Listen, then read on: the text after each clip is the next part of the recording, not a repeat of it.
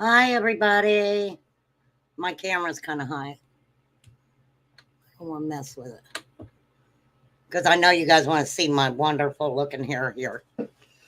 All right, today is a really important topic. We are going to be talking about Jennifer and Adrianna Wicks, um, a mother and daughter who went missing um, many years ago. Chai is going to be up here with me um, to follow along with me. Debbie, Debbie. Okay, wait a minute. Let me pull up my chat really quickly and we'll get started on this. Um, for the mods that are in here, thank you guys for being here. You know, I appreciate you. This is a very important topic tonight. Hey, H. Hey, Poppy. Hey, you guys. This is a very important topic for the night. So, if someone comes in, they're acting inappropriate, they're saying inappropriate things, you have my permission to escort them out. Hey, Anissa. Hey, Onissa. Oh, I'm glad you'll be listening. This is such an important story. I want to get these girls' names out here. Um, it's been many, many years. We're talking over 20 years now that Jennifer and Adriana have been missing. It's a very interesting story. So I'm glad you guys are here. And I hope that we get at least some awareness about this case and of course, no more victims for sure. Okay, let me get Chai up here with me. Come on up, Chai, darling. I've got quite a little bit pulled up about this case, so I'm really excited to get it out there. It's just so important. So important. We are going to be talking about Jennifer's boyfriend, his family, and also Jennifer's family. Okay, Chai, let me get you, girl. Hey, All girl. right. Hey, Hey, oh, lady. how's it going? I am doing good. I've been busy all day. I've had a busy day, Oh, wow. but I'm good. Good. I'm I'm glad good you're being better. busy. Now, Jennifer was 21 and Adriana was 2 when they went missing March 25th of 2004. Now, just to kind of put in context a little bit about what I kind of listen to, because you know I have to research everything I go over anyway. Um, Jennifer's sister's name is Cassie, and Hey, uh, Casey. It's Casey. oh, I'm sorry, it's Casey. Okay. Okay, maybe it was the way it was spelled, kind of Yeah. threw me off. Okay, Okay. Casey. I'm sorry, Casey. Okay, Jennifer's sister Casey has come out and did a interview that I know I heard. And what I want to do really quickly um, is let me get my chat pulled up real quick, Chai, so Okay. I can help keep an eye on that. Even though I got the best mods in the world. True. Okay, hold on. Um, Debbie, don't freak out, okay? Don't freak out, Debbie. I'm doing something here. Um, as moderator, managing moderator. Debbie Nelson, you are now a managing moderator. And don't worry about it right now. Um, you just get to do some extra things that a regular moderator can't do. So you got a raise. You got a Woohoo. raise. You got a raise, Debbie. Woohoo, Go, woohoo. Debbie. Go, Debbie. So okay. So Jennifer, hang on. because I have to do this. When I am covering a case, I have to put the babies out there. Yes. Okay, wait. I had the whole thing pulled up where it had a lot of pictures of. Okay, wait a minute. I know I didn't lose it. I'm sorry. I had like 20,000 tabs pulled up on this today. I know I pulled it up. There was a lot of pictures of Jennifer and Adriana. And I know I'm saying her name wrong. It's Adriana, right? Right. Okay. I'll find the pictures. We'll go ahead and start talking about it. Yep. So at the time that Jennifer and little 2-year-old Adriana went missing, they were living with her boyfriend and his parents. Now, the boyfriend's name was Joey Benton. His mother's name was Cindy, and the father's name was Joe. Correct. Now, Yeah. and I'm just going to say this real quick, and then we'll kind of start from the beginning, okay?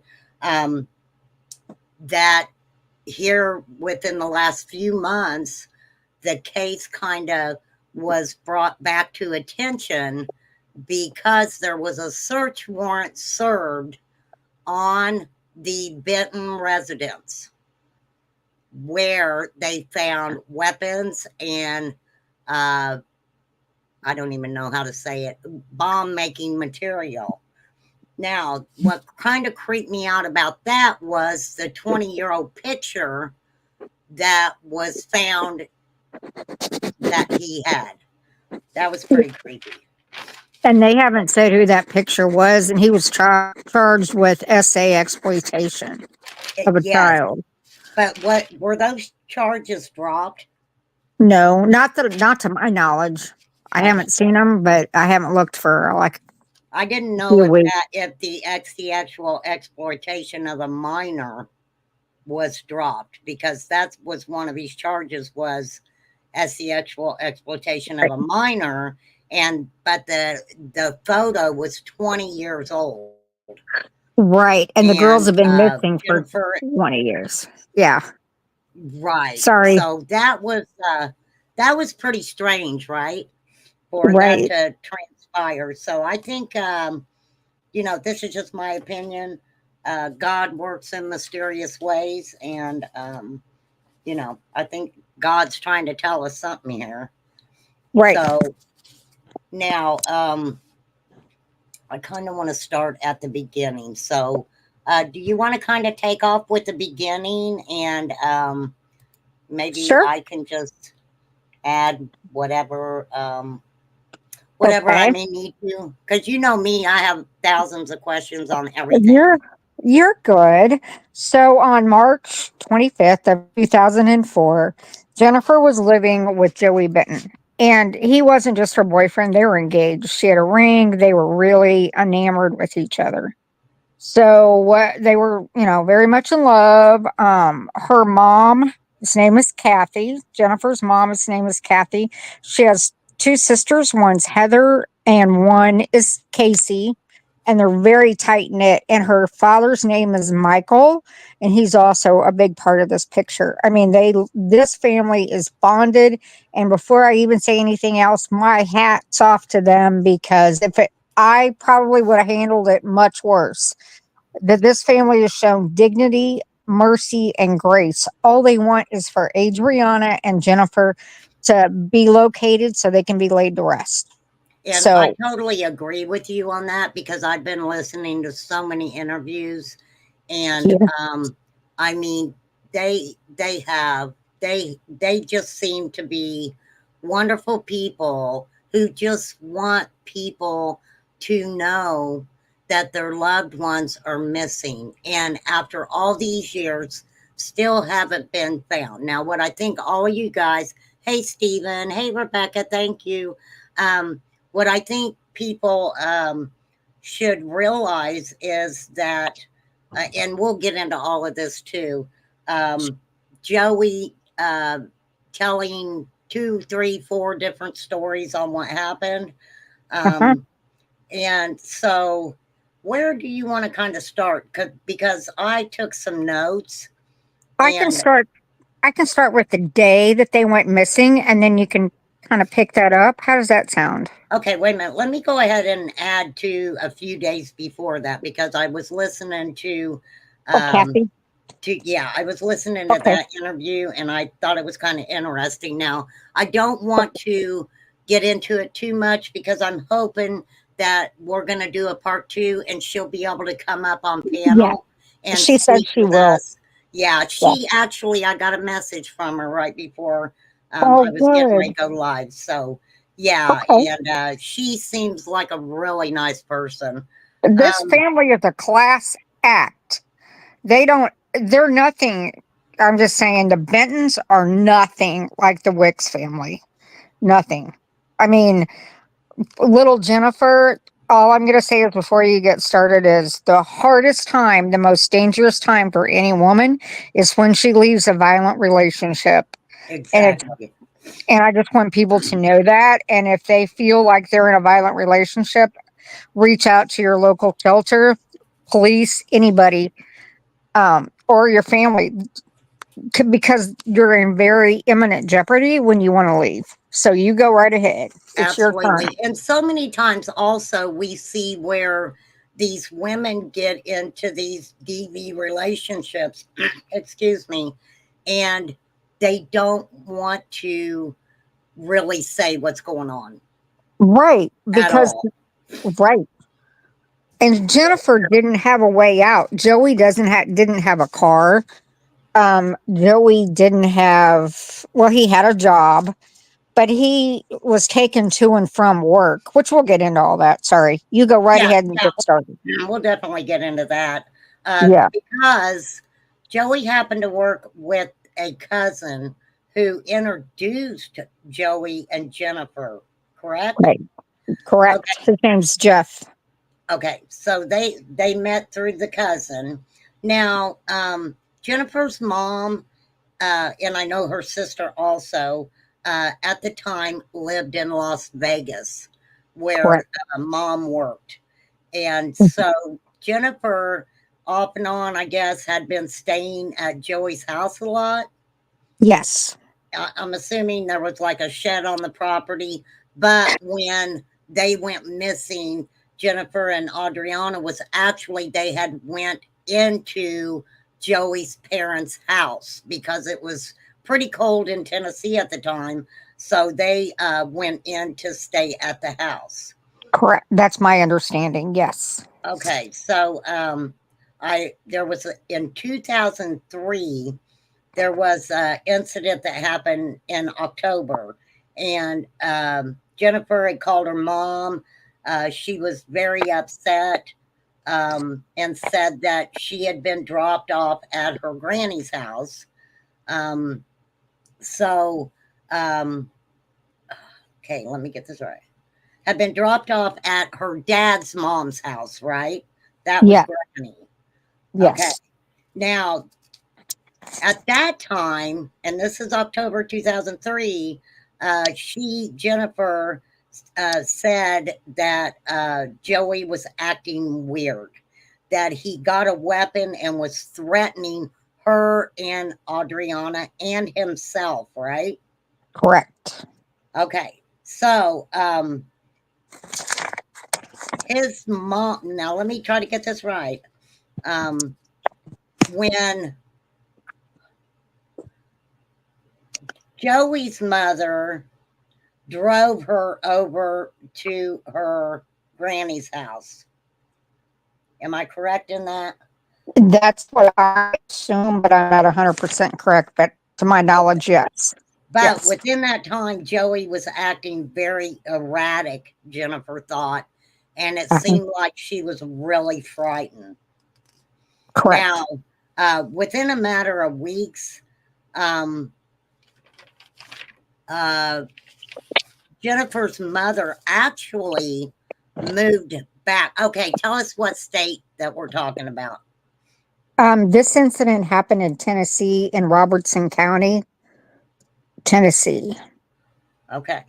And so Jennifer's mother, being concerned with what was going on with Jennifer and Adriana, actually relocates back from Las Vegas Yep. because she was very concerned with what was going on. Yeah.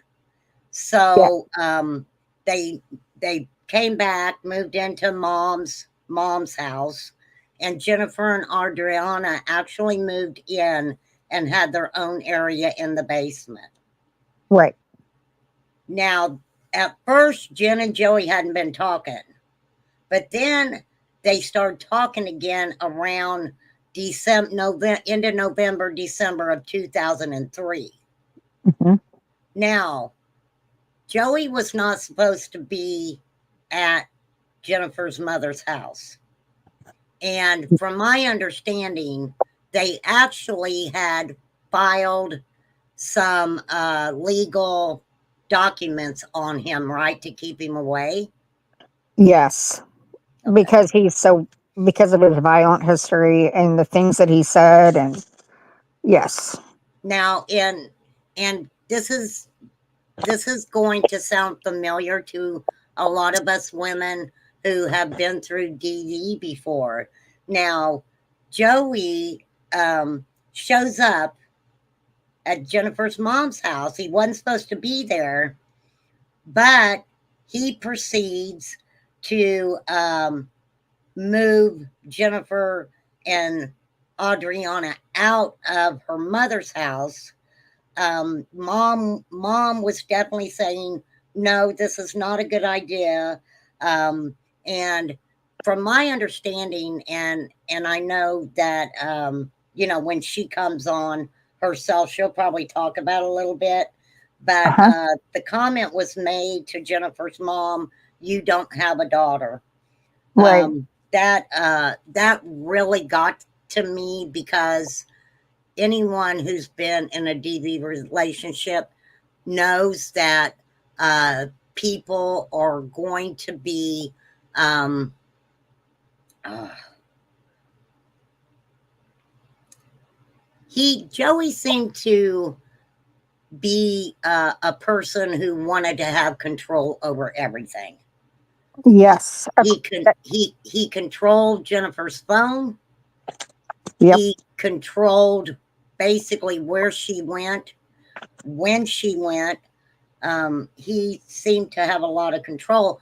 And living with his parents uh, made that a lot worse. Made that a Right. lot worse, I believe, because when she didn't have a phone, she would have to use the parents' landline phone. Uh-huh. So it seemed like, she was kind of, and this is just my opinion, she was totally controlled in that situation. And it seemed to me with the research that I did that even when Joey wasn't there with his parents there, they still tried to control the situation Yes. because the Benton family did not like the Wicks family whatsoever. Well, the Benton family were known as thugs through that Right. community from people that I've talked to. Okay. Um, So, um, after when he said you don't have a daughter no more, he actually said, called the mother a bitch.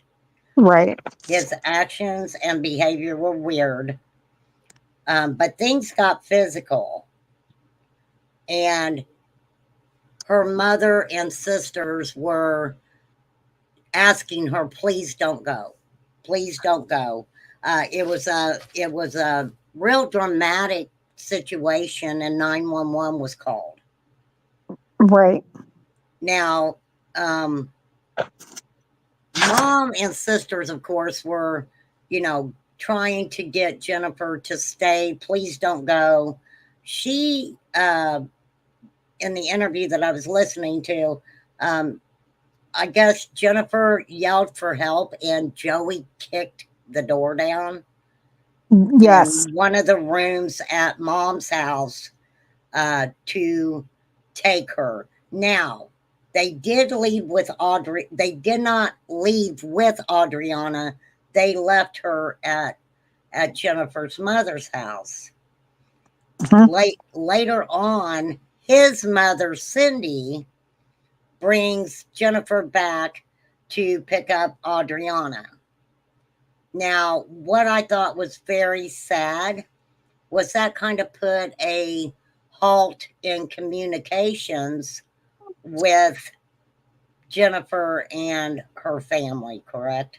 Right. I mean, That he is controlled everything for her. He didn't want her talking to her family. He was a typical, I mean, abuser, in my opinion, a batterer.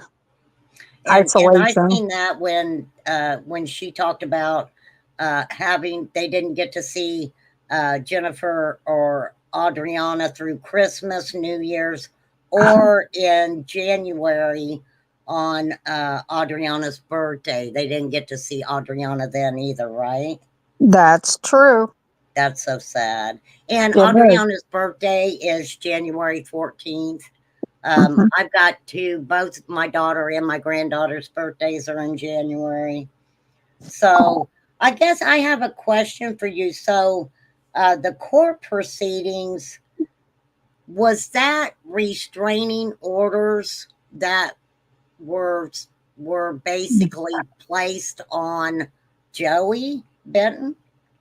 To my knowledge, yes. That's what it appeared to be. I tried to look that up and confirm it on that court website, but it's been so long I couldn't find it. When Casey comes, I know she can confirm all that. But yeah, it was like an ex parte restraining order, protective order kind of thing, because he did threaten all of them. Casey, Right. Heather, and Jennifer and her mom, and the police found they had probable cause to issue that. So, to my knowledge, yes, it was like a protective order. Right. Okay. So then come like they didn't see or hear from Jennifer or got to see Adriana for like a month. Hmm. And then sometime in February, Jennifer starts reaching out again and coming back around a little bit. What I found interesting was when she did go to see, um, Joey would take her to these places. Hmm. So he kind of had control, it seemed like to me, where um, he controlled where she went and basically how long she was going to be there, right? Yes.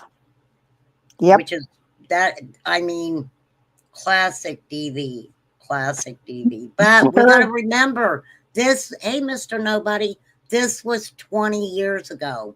And Jennifer was so very young, and she was a single mom. I mean, she just didn't know. I mean, she came from a normal family, and this was all to her something totally different. I doubt that she could process it or understand what was going on. I mean, he knocked her off her game. Well, it was heartbreaking to me, and I'm jumping a little bit ahead here, but that's okay. It was heartbreaking to me that his mother seemed to not like Jennifer. And That's be true. and before, like I said, I'm kind of jumping ahead a little bit, I think, but before Jennifer disappeared, there was instances of being yelled at by the mother, being told that she was an incompetent mother herself, being told, why is my son stepping up to the plate to be Adriana's dad? It seemed to me like mom was jealous, maybe. I think that I mean, there were instances and allegations that she was a DV victim herself by Joey's dad.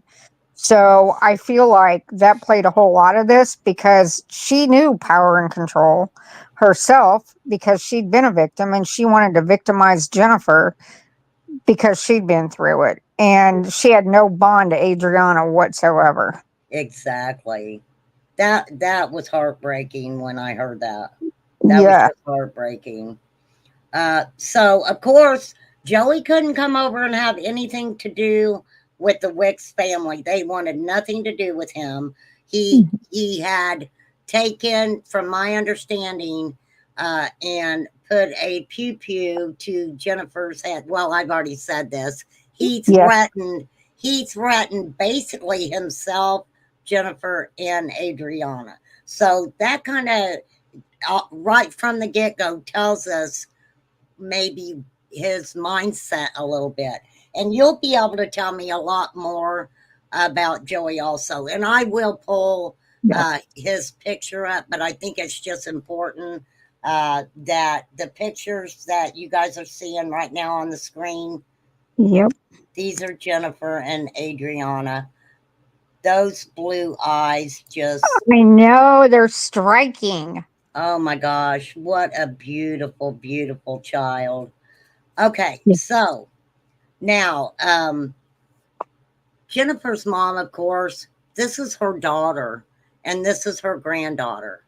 She was doing things to help them, right? Uh, Sure. Giving them food money and making sure Adriana had what she needed. That's what broke my heart when I heard that they did not have, got to see Adriana for Christmas. That Hmm. broke my heart because I was like, oh my goodness, that would have been devastating, just Absolutely. devastating. So, okay, we know Joey controlled everything. Now, did Jennifer have a job or was she not working when she was with Joey? She was not working when she was with Joey. And the job that Joey had, he actually was working with the cousin that introduced Jennifer and Joey to each other to start with. What'd you say his name was, Chris? Jeff. Oh, Jeff. I'm sorry. You're Let me good. write that down so I can. Okay. Yes, Jeff introduced them in the construction field, and the goal was so Adriana could be a stay-at-home mom. Joey made decent money in Okay. construction. And this is strange to me. Hey, Nicole. Hey, Mr. No. I think I said, hey, Mr. Nobody, but hey, Mr. Nobody. Hey, Nicole. Um, this is what I thought was kind of okay, wait a minute. So I was trying to go. This is this is what I heard Casey talking about on a Spotify interview, and Okay. this is like a week prior, 2 weeks prior to them going missing. So I took kind of highlighted some notes here. So if I'm wrong on something, definitely let me know, Chai. Okay. Okay. Okay. So we're gonna talk about March. Now, Monday, March 22nd, 2004, Jennifer makes a late night call and was at the ER at like 11 o'clock because Adriana was sick Right. and she was having trouble urinating. And no one in that house, in Joey's parents' house, would take her to take Adriana to the ER. Correct. And what I found interesting was because Joey's mother herself was a nurse, right? I don't know for sure if she was a nurse or a nurse's aide, but she was in that field. Yes. Yeah, I had seen where she had retired from Vanderbilt Hospital or something like that. Yeah. And so Cindy is Joey's mother, and Cindy kind of just blows it off like it's nothing. Uh, Hmm. that Adriana was sick. So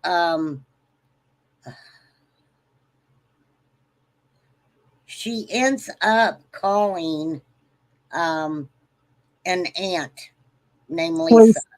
Yes, Lisa. They That's Jeff's mom. Jeff's mom. okay, so they Lisa takes them to the ER. Am I getting that right? Or Yes, did, to my knowledge, Lisa took them. Yes. okay, Lisa lives kind of Lisa lives right by the Bentons, or did at the time. The Aunt Lisa. That town's pretty small, or was then. It may have now grown. this is, one of the, I definitely have red flag here. Um, Adriana at 2 years old had a infection called vaginitis. Now, that is not common in children that age. No, You would see that more in an adult than you would in a child.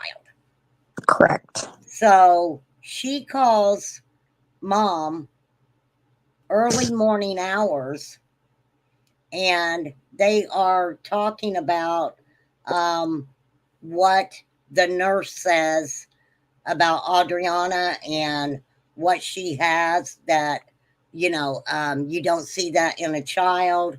Now, what I thought it was weird because the next day they did take Adriana to a pediatrician Right. and not just, go with what the ER was saying. Now, Uh-huh. from my understanding, the pediatrician said that no, you do not see that in children, but it can happen if maybe diapers are left on too long. Hmm. Now, Jennifer wasn't that type of mother, right? No, no one Where has ever said, even Joey has never said she was a bad mother. no, from what I've heard, she, even at her young age, Uh-huh. she loved her daughter. And Yeah, I think what made me believe that even more was the conversation that there was Joey's mother, like I had said earlier, had been telling her she was not a good mother. They were trying at the time to sleep train Adriana, right. which is never easy. It's never No, easy. And no. it was, that situation broke my heart. Um, Mhm. so, oh, Granny Wicks took him to the pediatrician. Okay. Okay, gotcha. So, but she had a relationship with her father, Michael, Jennifer did, where she could call and talk to him about anything, right? I don't know what happened to her. Okay, from my understanding, she had a relationship with her dad, a good relationship, and would often call him in the evening time. That's And correct. so he ended up getting like an 11 a.m. phone call from her. But I think I'm jumping ahead of myself here. Yeah. Can you hear So me now? yeah, Okay. I can hear you, Mm. honey. Okay. Okay, so and after all those years, from my understanding, the family's finally getting, uh, over the years, they were getting pieces of information, um, here and there, and they did finally get the medical records for Adriana, right?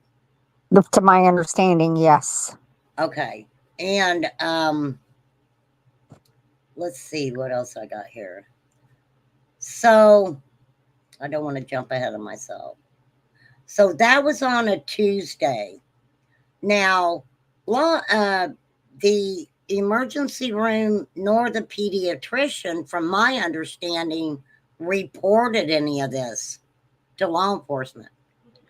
They didn't contact CPS. They didn't report uh, Adriana having this vaginitis Right. to nobody. They didn't report it to anybody, from my understanding, and I could be wrong. I No, could be that's wrong. my understanding too. So, um, now I think Jennifer's mom, actually made some homemade diaper rash cream for Adriana Yes. and met them. Joey drove them to the dollar store and they met at the dollar store. Mom felt like Adriana didn't look very good. And this is heartbreaking to me. And, to say this, but I've been in the situation before where my granddaughters wanted to come home with me or something, and I'm like, "Honey, I'm just so busy, but I Sure. promise I'll get you this weekend or even the next day or whatever." And so, mom says, "Honey, I'm busy," and I could. It breaks my heart that um, she feels that she should have took Adriana when she met them. That broke my heart. Right. I do that with my grandkids too. They'll call and I'm like, can you just give me a break this weekend and next weekend we will Right, totally, yeah. right. Okay, so now we're going to get into Wednesday. So Jennifer and Adriana were at the Bentons, but things were not going good. So Jennifer calls her mom. She's crying. They hear Adriana in the background crying, and someone else is yelling also. Now, Jennifer had, from my understanding, pretty much uh, put herself in a room and locked the door. This is when they were doing the sleep training, and I don't know how Joey was even asleep, but he was on the floor and they were trying to get Adriana to start sleeping in her own bed. Uh-huh. But Joey's mother is screaming, from my understanding. Yeah. There's a lot of chaotic, um, just verbal abuse going on.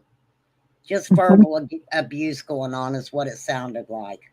Yes. So, um, Cindy, who is Joey's mother, um, proceeded to tell Jen that she was a useless mom, and that is so telling because she was a young mother.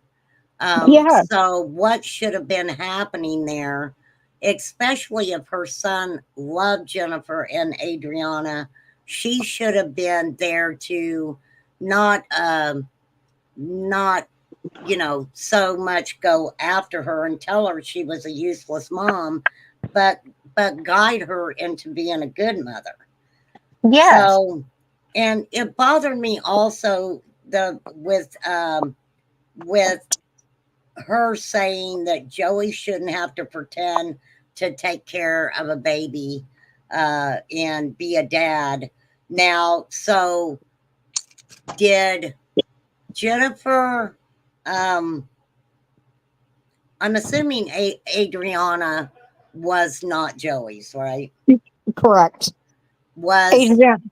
Yes. No, he was not the father, the biological father to my he was not in her life. okay, okay, okay.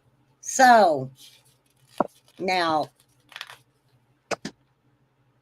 Cindy, Joey's mother, was so um I don't even know the word to use for her, but it was said that she actually threw the food out on the ground and told him to eat it like the dogs do. Yeah, she's very abusive. I mean, and that's an understatement from everything I've read and heard about her. She's disgusting. Now, this is what gets me though. Was that mainly towards Jennifer, or did she treat Joey like that also? No, that was towards Jennifer. and Adriana. To my knowledge, she treated Joey just fine. I mean, I think that there's allegations of abuse and all kinds of other things that she had against him, but the food on the floor, to my knowledge, was aimed right at Jennifer and Adriana. Wow. So now I had heard, I think Casey said that at one time Jennifer said that Joey's father Joe was actually nice to her at some point, but that night, this was Wednesday before they went missing, he was even getting in her face Yeah, and verbally, I guess, you know, I'll say it, abuse. It's right. verbal abuse. So there was a lot of tension in the house. There just seemed to be a lot of uh, craziness. Um, Well, the dad had been on, I don't mean to interrupt you. The dad no, was you're on fine. probation for, I can't remember what. Joe Senior was on probation, and one of his charges was domestic assault. So I'm assuming that that whole house was just like what the locals describe it is the local thug inn because Right. of the, yeah. Wow. So that's why I kind of got maybe Joey's mother was jealous of the situation. That very well could be. I mean, Right. I don't know if Joey had other relationships beside her. I could never find any, so I don't know. I want to try to see if I can find a picture of Joey. I don't know where I'd find Well, it. his first name, it's really William Joseph, Okay. but he goes by Joey. I bet they might have it on the Facebook page. But Oh, I bet they do. yeah, I'll pull up the Facebook page here in a minute. Like I said, I had you know me, when I start researching something, I've got 1,000 tabs. I've got a Sure, and that's thousand good. tabs up. Um and I will read what was written on April 2nd on the Facebook post. Okay, so I will find a picture of Joey at some point. I do have a picture of his dad, of course, and it's a mugshot. Okay, Yep, so the situation was really tense. Um, so there was a situation too where, of course, any mother, when you hear your child crying, you want to go get your baby. You want to go absolutely. get your baby. And so I think that, and this is just my opinion, I don't know, I wasn't there, but it seemed like that they were putting Jennifer down, then and telling her she wasn't a good mother, but yet when they were sleep training Adriana, and Cindy was making her feel like crap, Right, they made her feel like crap for wanting to go get Adriana because she was crying so hard. right. And this just aggravates me because this little 2-year old loves her mom, and she was so bonded to her. And Cindy refused. She did not want them to have a relationship, by what I've understood. Cindy did not want Adriana to baby, I'm using that in quotes, the 2-year old, which we all baby 2-year olds.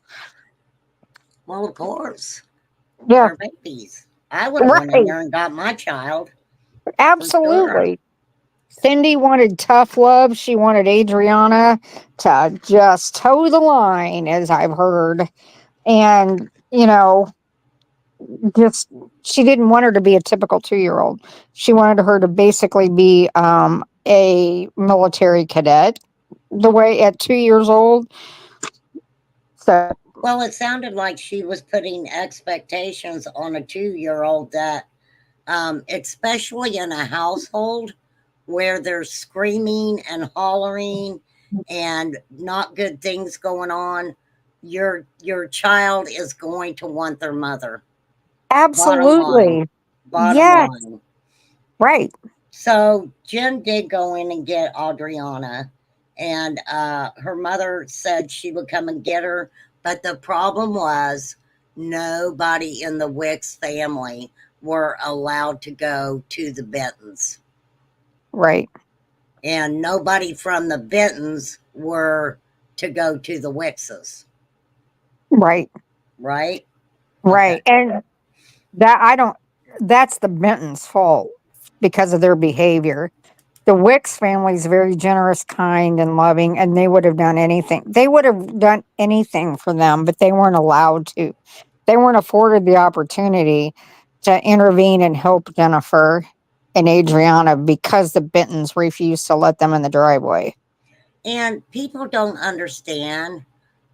Rebecca said, in my opinion, tensions seem to rise after the vaginitis diagnosis because, as the protective mother that Jennifer was, I can't imagine her not voicing her concern, especially after what the ER nurse said. And I agree with that because it seems like Jennifer was concerned enough about that it was, from my understanding, a conversation she had with her mother, Yes. her aunt, and I'm not sure about Casey and uh, the other sister, but the conversation that was had at that ER and at the pediatrician's office did concern Jennifer. Yes. Absolutely did. And I am shocked that more questions weren't asked at all. Yeah. The only thing I can say is that was 20 years ago. Maybe they didn't have the knowledge that they have now, but that should have absolutely been investigated. Too Yeah, late. I mean, well, you would think so, but like you yeah, said, this was 20 years ago, right. and believe me, things are 20 years ago. We all know how things were with DV and things like that. I was Uh-huh. talking with my daughter about it, and I was like, back then, whoever was causing the problem, usually they wouldn't even go to jail if law enforcement could say, "Hey, you guys get away from each other," and Right. then it would be, the main one who was causing the problem Uh-huh. would go to jail. And nowadays, if you have DV in your home, they'll take both of you. Absolutely. They will take both of you. Hmm. So then, okay, that was on Wednesday. She told her mom she would call her on Thursday. Now, what I found interesting too, and a lot of my notes, this is from Casey's interview on Spotify. And so if Casey's in here or you know that I'm not right on something, Chai, you know to let me know. You definitely let me know. Okay, so Jen said she would call her mom on Thursday. Now, what I found so interesting is that it was pointed out that all of this chaotic uh, things that were going on in Jennifer and Adriana's life, this all happened within a year. Within a year, this was going on, right? Or was it less? Oh, hang on, hang on. I got to bring you back up. Or was or Sorry. it all happened within a year, or was it even less time than that? Uh, It was within a year. I think it may have even been months, actually. Now, their property, the Benton property, um, it was a pretty big property, but from my understanding, they had family members who lived around, right? That's true. And that town was very small, and there was a lot of people that were, big families. They were related to each other, so that wasn't unusual at all. But yes, there's a lot of Bentons around there. But we have to say, um, Jennifer loved Joey. She loved him. They were engaged. She was looking forward to marrying him. And I don't think she understood what the cycle of abuse was because she's so young and she came from a normal family. Ex- And ex- by normal, I mean there wasn't substance abuse or, there's no normal. But I mean, she didn't see that growing up. And so now all of a sudden it happened to her and she was not able to process it.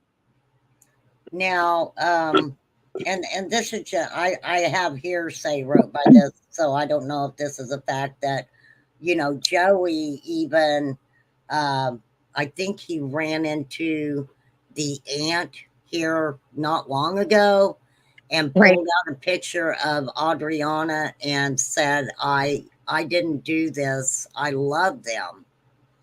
I heard that and read that. I don't know if it's true or not. I mean, he's got some serious, He's got some serious issues. yeah, yeah. He Well, and appears to be a how old sociopath. was he? How old was he, Chai? I think he was 21 at the time. He's not very old, So much he was older than very her. young too. Right. Um, I thought it was interesting because Casey in her interview talked about Joey making a homemade toddler bed and a Yep. little wooden rocking horse for Adriana. Um, wow, Right. you're right. This case is kind of like woo. Oh, it's Um, terrible. Now he said he loved him Hmm. and he didn't do it. But the last place they were at his parents' house.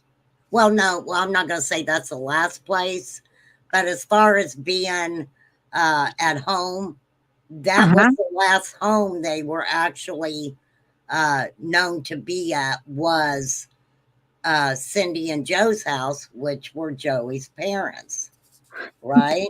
That's right. And then, well, Joey later on when he met with Jennifer and Casey, he kind of told some more things, but I'm jumping ahead. Well, and that's okay if you do, because we can always go back also. Because, Okay. okay, I'll just go with March 25th real quick, and then we're going to talk Okay. about, and you'll know more about this than I do, about some of the stories over time that Joey said.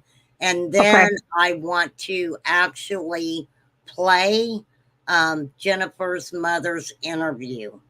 Okay. Will that Perfect. be okay that way? Oh, that's awesome. I think that'd be great. Okay, so on March 25th, uh, they think that's the day something happened, which was a Thursday, right? Right.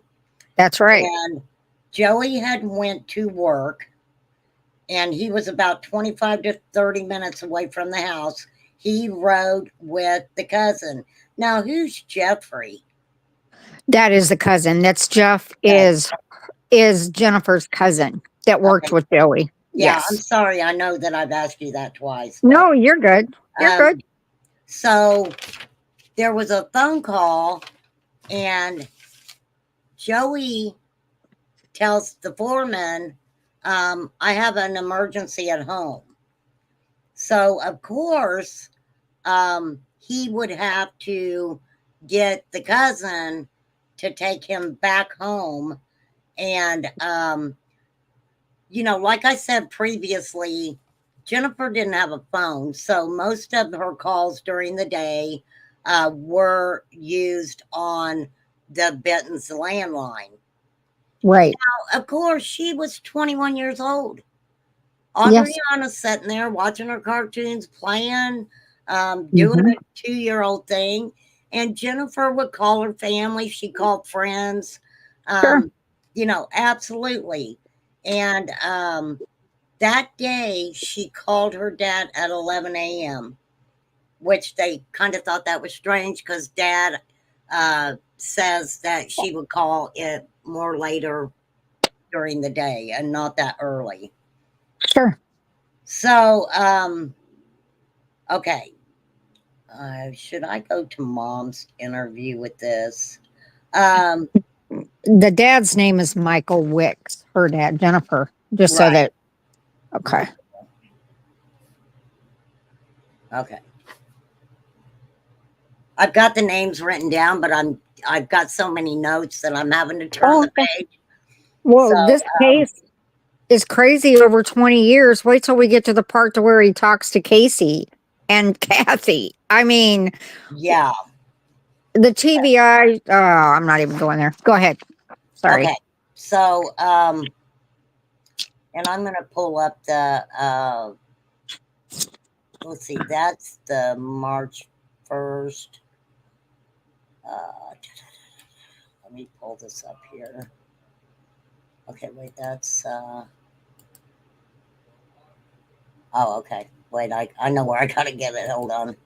Because I pulled, you sent it to me and I pulled it up in my email. I had it sent over to my email so we could listen to it. Oh, good. Okay. All right, let me pull up. This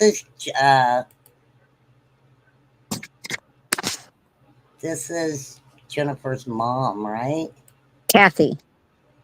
Yeah, Kathy. I say I know her name, and but I always try to. I want people to know exactly how Sure. she's related, because it's very hard um, to, especially. I don't want them to think that Kathy definitely is not Cindy.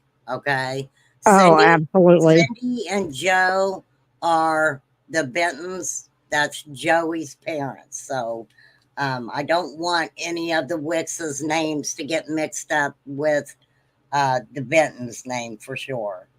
Okay, Right. so we're gonna hop over here, and I'm just gonna. Okay, so Jen called. This is a conversation that Kathy remembered uh, Michael, Jen's dad, telling her about the conversation that they had. Okay. So Okay. the baby was watching cartoons. Um, there was, Jennifer basically said she was scared of Cindy. She had told her father a little bit about the previous argument where, Cindy basically threw her food outside and told her to eat like a dog. Right. I do not blame her for being afraid of Cindy. No. Now, this is what I thought was strange also, because Kathy says that Jen had told Michael, her dad, that Joey and her were going to go on a picnic. Right. That was weird. Yeah. That and while Dad's on the phone talking to Jennifer, someone interrupts and Mhm. he says that Jennifer said, "Stop! I'm talking to my dad." And they assumed it was Cindy. Joey did have a sister, but from my understanding, she did not work there. Right. So she didn't And live there. No. at the time, Cindy was off work, but there's really no proof that Right. it was Cindy for sure. Um, True. so let's hop over. I wanna hear Kathy. This is Kathy Wicks, and she's speaking about Jennifer and Adriana. And of course, Chai, if you want me to stop, just say stop. Okay. uh, if you want to add anything. And of course, we're going to have to stop every so often because we do have to commentate on this. Oh, Um, yeah. that way I don't get in trouble.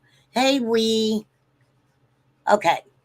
So this is Kathy, Jennifer's mother, doing an interview on, it's called the Vanished Podcast. Very interesting. So I am going to get into it, and I cannot speed it up at all, which is, most interviews I listen to, I do speed it up. But we're not going to be able to speed this up, which is absolutely fine, because I think it's very important that we hear what Kathy has to say. Now, Yeah. okay, before I start this, um, you know, um, Joe Benton, Cindy and Joe Benton at the time had actually been going to court over an unrelated case of theft or something, right? Yes. Now, they did not, um, how do I want to say this? They did not,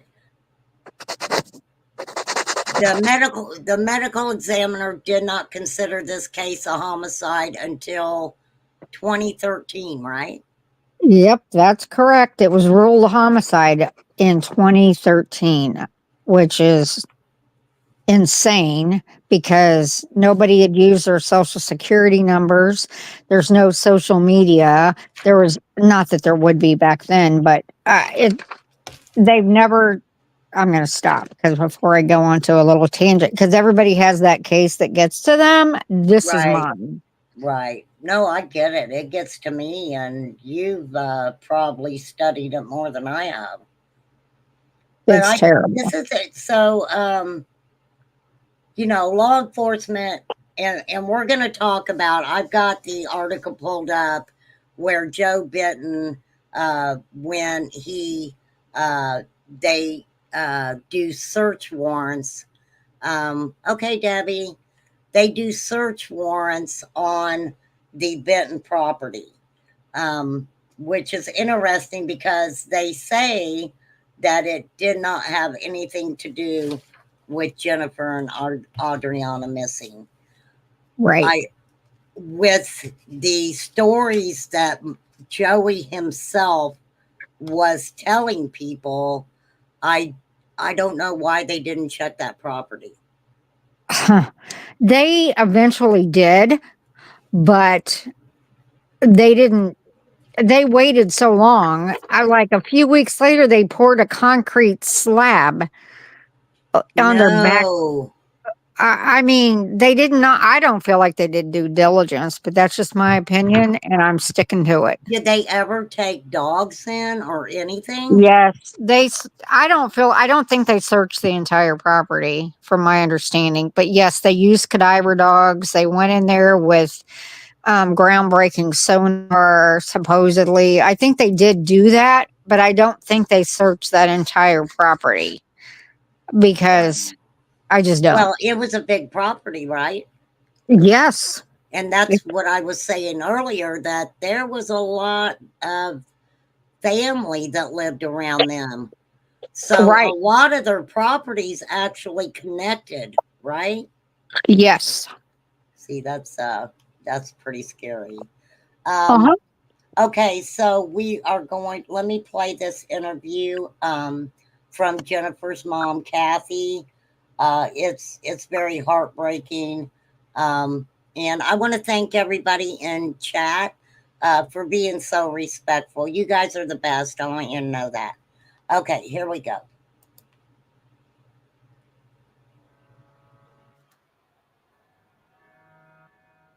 And if you can't hear it, please make sure you guys let me know. Okay? It's a hole in your whole family.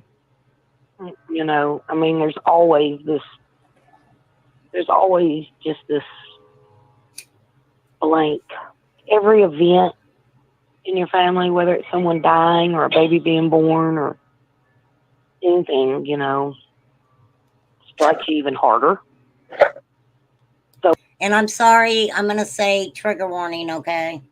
So every event, whether it's happy or sad, almost as sad, because it brings it back full force that there's this big missing piece. And in my case, it's my daughter and my granddaughter. So this is heartbreaking. Yes.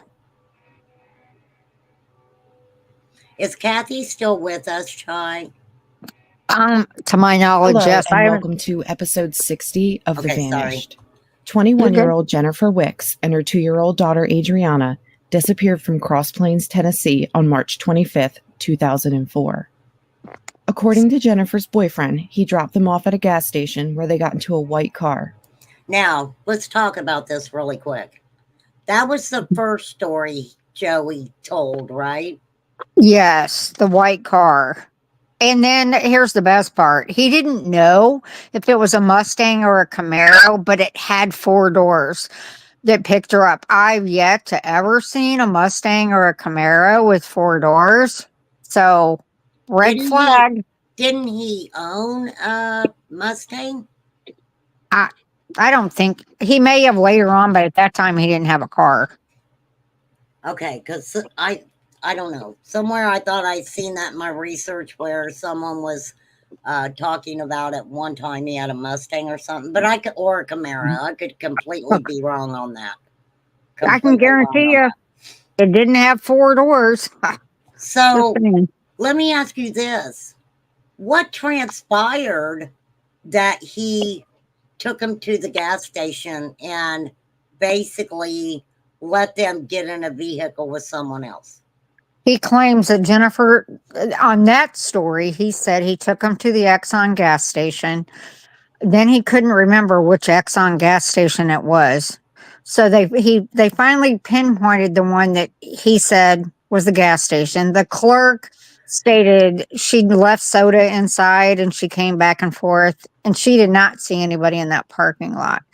So he told law enforcement on that story that Jennifer said, I want to break up, drop me off at the gas station. So he said that he watched her get into a white vehicle, which he couldn't describe, except for it was white. And it might have been a Mustang or it might have been a Camaro. That keeps coming up. I want to do more research on that. But yes, that's Yeah, what he because said. that stuck out to me too, because I'm like, wait a minute. You love her and you love Right. Adriana, but you're just going to watch them get in a vehicle with Stranger. someone that he didn't know Right. and just Right. leave when he was such a controlling figure in her life. And then he stated that she came back the next morning driving the car herself, but Adriana wasn't with her. And so, Jennifer would never have been without her daughter.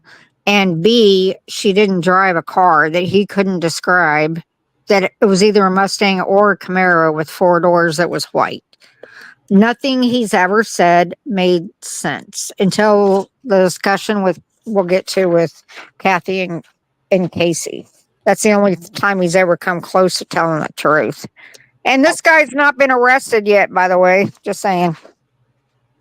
All right, let's listen to a little bit of Kathy here. Okay. The next day, he claims that Jennifer came back to the house to ask for her income tax return and then left. Oh, the income tax. The two have never been seen or heard from again. This is Jennifer and Adriana's story. Now, this is what got me about the income tax. Uh-huh. Because Jennifer allegedly didn't have a bank account. So oh, hey, Casey, welcome. Hello, Casey.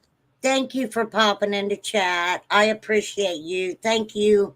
Thank you for real. Oh, no car. Okay, no car seat either. Right.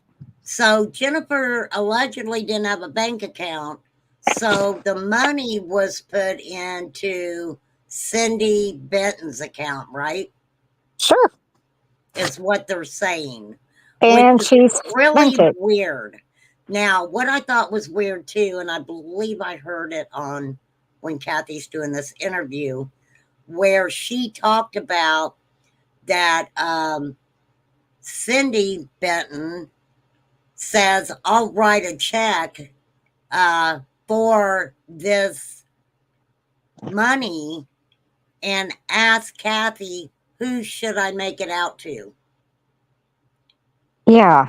And that was weird to me because I thought, why are you asking who you should make it out to? Unless, this is just my opinion, right? Uh-huh. She knew something. Absolutely.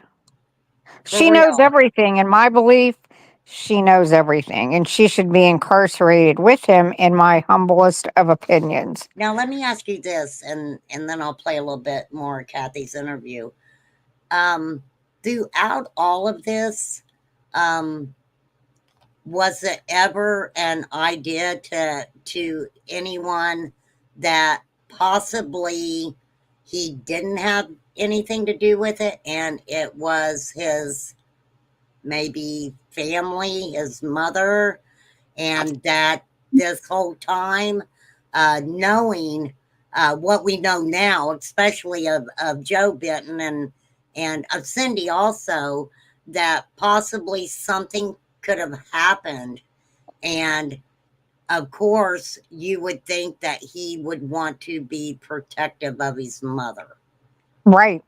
That thought ever crossed your mind? Absolutely.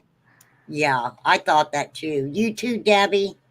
You too? It kind of sounds like it. Kind of, Uh-huh. okay. All right, let's hear a little bit more, Kathy, here.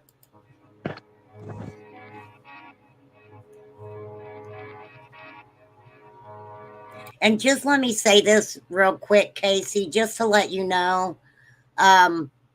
Everybody calls me RC. My name is Mary. You're more than welcome to call me by my real name. I'm a big question person, so I might drive everybody a little bit crazy asking a lot of questions, but Chai knows me. She knows that's how I am. So, And that's okay. all right, here we go.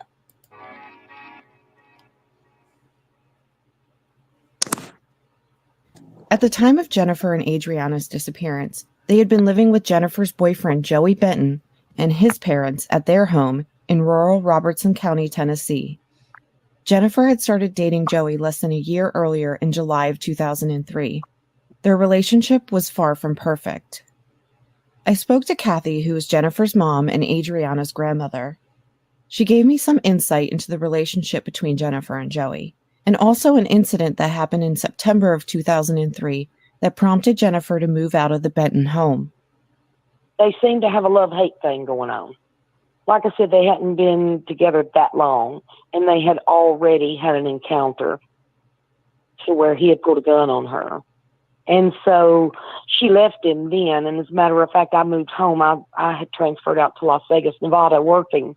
And I transferred back home just to come back and help her and the baby because she was distraught and didn't want to live at her grandmother's house and didn't have a job at the moment and all this. So I took a leave. And I'm going to say this. What a mother. Yes. What a mother to know that her child needs her and she moves to try to make sure that she's close enough to give Jennifer some sort of safety net. Some Yeah. sort of safety net. And I'm telling, what a mom. What a Right. mom. I think Okay. that's where Jennifer got it from because everyone said she was a great mom to this little angel. I think it was Vigil and Cindy, but I believe Joey knows exactly what happened and where they are. Nicole said, don't come. We're not coming for you, Nicole, darling. You know, Well, I am. I'm kidding. Go ahead. no, we all know I'm this. joking. This channel, we talk about everything and we all have different opinions. We all have different theories. So nobody gets, nobody ever gets in trouble for asking questions because that's why we're here. So, And Nicole's like my sister, so there we go. oh yeah, you and Nicole, yeah. Yeah. Moved back here to help her out. Unfortunately, Jennifer did eventually move back in with Joey and his family. On the evening of Wednesday, March 24th, Jennifer called and spoke to Kathy. She described that phone call to me. Nothing was normal. She was very concerned. She was very upset. There was a lot of discourse and fighting and cussing and screaming and yelling and calling names and all this kind of stuff going on in the house when she called me. The following day, Jennifer spoke with both her aunt and her father on the phone. While speaking with them, she had told them about her concerns with her current living situation at the Benton house. Those phone calls are the last confirmed contact that anyone had with Jennifer or Adriana. But the story doesn't end there. Jennifer was a young mom and didn't have much money, a cell phone, or a car. Joey has told a few different stories about how Jennifer and Adriana left on March 25th. The one that has seemed to stick is that the two had an argument on Thursday evening, which would be the day after the argument that Kathy heard over the phone. Jennifer asked Joey to take her to a local gas station. He said that Jennifer and Adriana exited his vehicle and she asked him to leave. He then pulled across the street and waited for several minutes until a white four-door car pulled up and the two got in the back seat. And I'm sorry, I don't believe that already. Nope. I don't believe that already. No. He loved Adriana. He loved Jennifer so much, but yet he will leave them at a gas station with, like Rebecca pointed out earlier, no car seat. Right. I'm sure that she had nothing for Adriana because they were just going to the gas station. Oh And my gosh, Nicole. as controlling as he is, he would have chased that car down, in my opinion. Yeah, that's what it sounds like, right?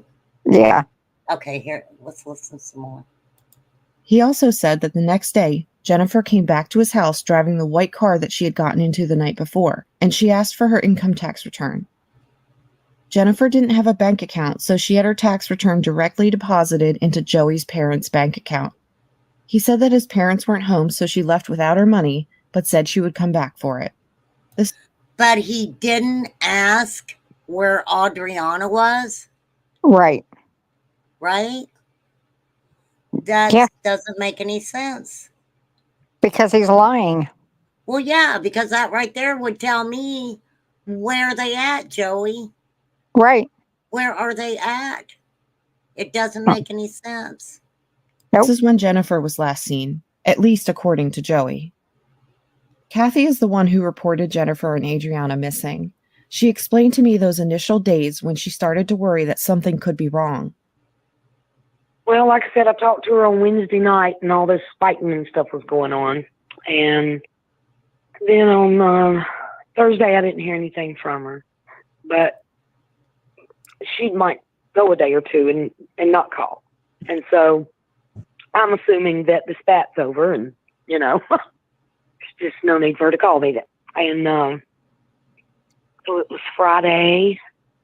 I was at work and I just had her on my mind strong. So as soon as I got home from work, I started looking, I called Joey's cell phone. He wouldn't answer. He didn't answer me. And so I called her grandmother's.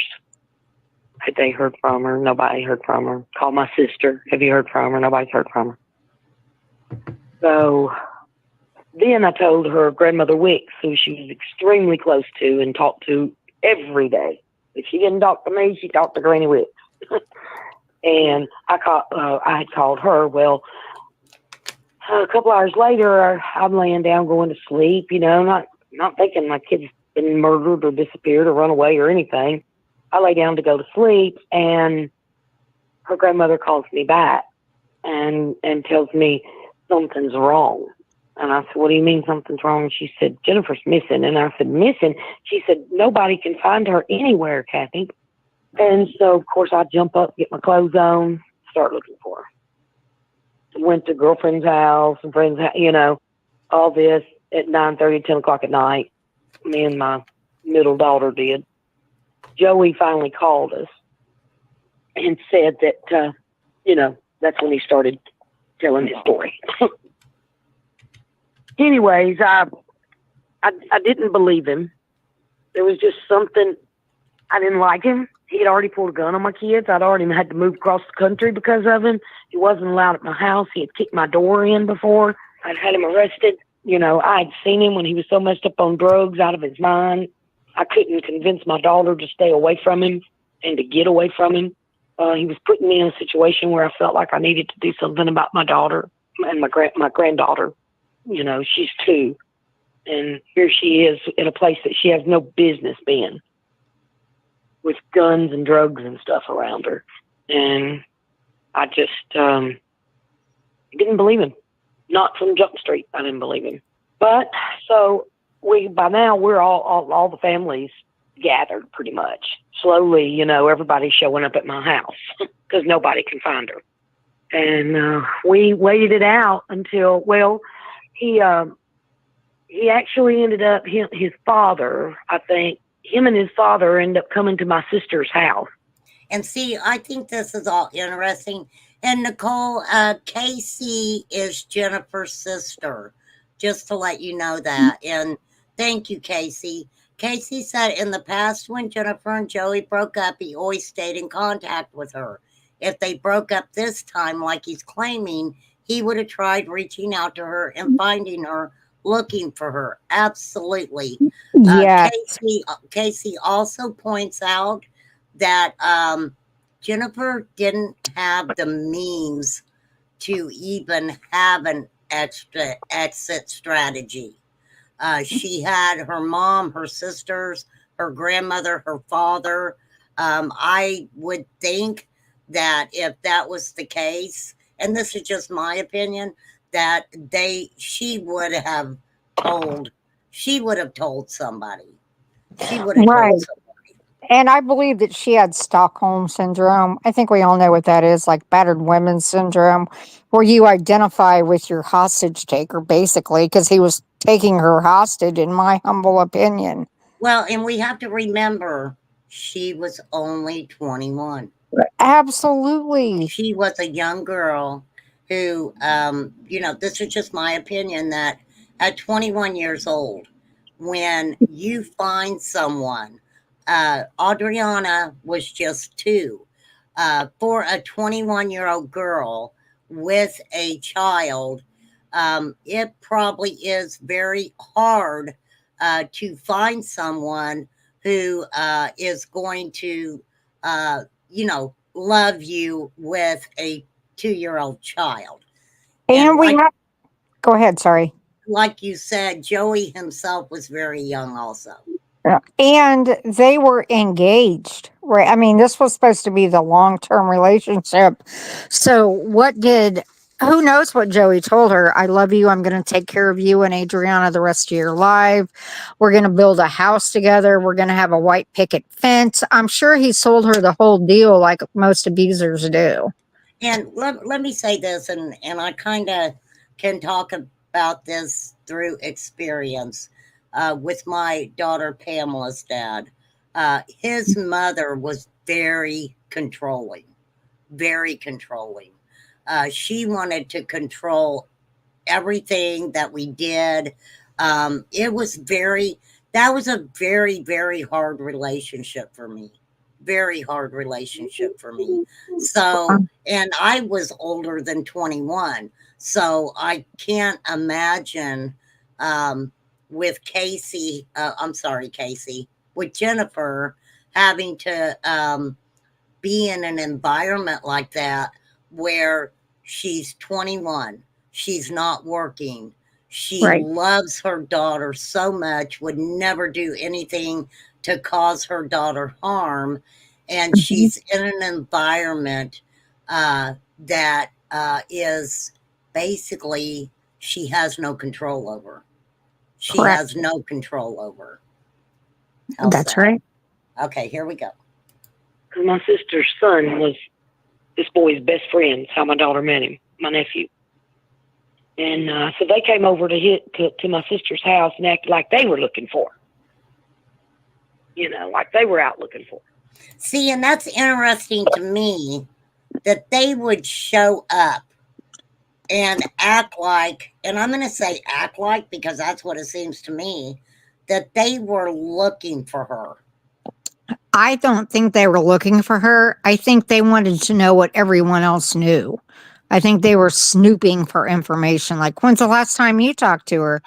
What did you do? When's the last time you saw her? So they could get information to keep themselves off out of prison. Well, and this is the thing. He's so controlling. He never asked her when she allegedly came back the next day in this vehicle that she gets in at the gas station. He never asked her where the baby's at. Right. Why wouldn't he ask her where the baby was at? And if he really cared about where she was, he he would have followed her if she got into a vehicle. Right. This is all my opinion too. He would have done something about her even putting Adriana in a car that he didn't know who these people were. That Right. makes no sense to me. If he was so worried about finding her and where she was at, I don't think it would have got to, all of a sudden him and his dad's going around, hey, we're trying to find her. Makes no sense. Makes no Right. sense whatsoever. I My agree. sister told him that night, you better hope nothing's happened Sorry, Chai. What was you going to say? No, I just said I agree with you 100%. Okay, here we go. to her. Joey supposedly, I guess, told my sister that night that they had got into this white car and that they had gotten the back seat. Now, her, Kathy's sister is Aunt Lisa, right? Correct. Okay. Aunt Lisa's the one who ended up taking her and Adriana to the emergency room that night. Yes. Okay. So he assumed that she had gone over to these people's house. He told this 4-door white car. And so we waited until up in the day the next day on Saturday because those people weren't at home and we couldn't ask them. They had gone out of town to a race. And so when they got back home, we asked them, have you talked to Jennifer or seen Jennifer or anything? And the girl, who was Jennifer's girlfriend, she said, no. She said, I haven't talked to Jennifer in forever. Now, wait. So Joey basically tells Kathy and them that Casey, I'm sorry. when I'm reading comments and I see Casey's name in there. I'm sorry, Casey. Jennifer, was he the one who was telling them that she was at this girl's house, her friend's house? I don't know, but I know Casey would know. I don't know that.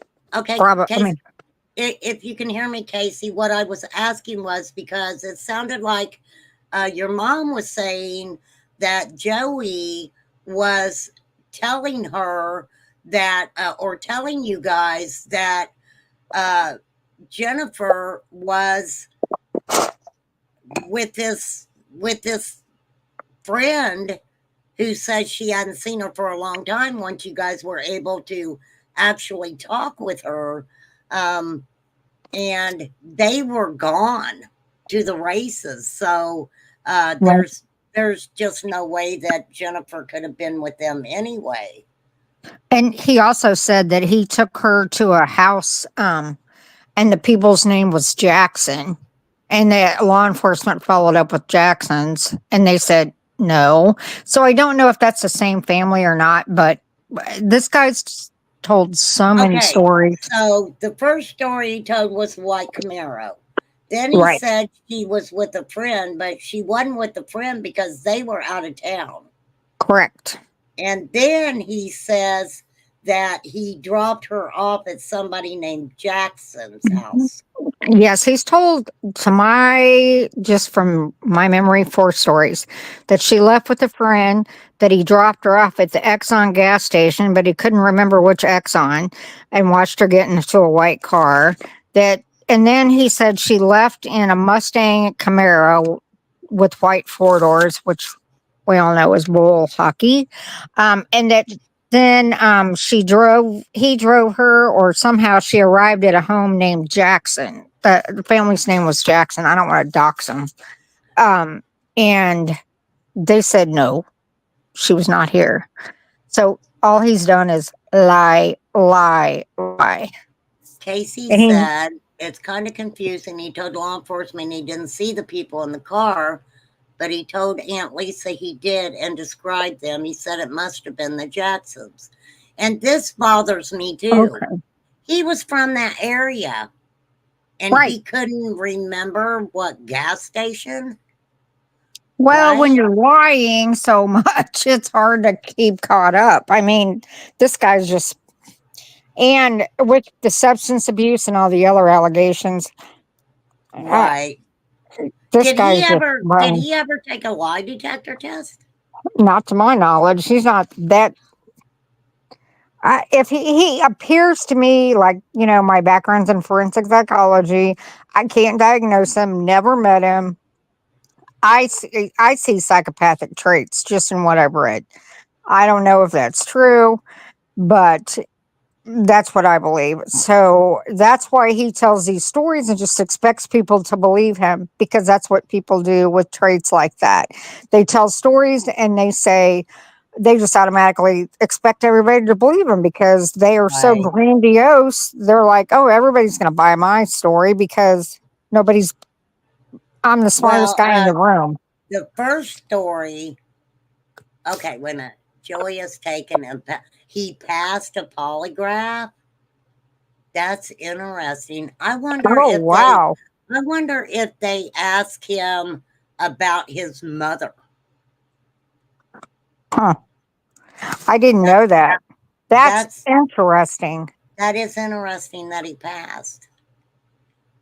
But Wow. I guess my question is too, after he passed the polygraph,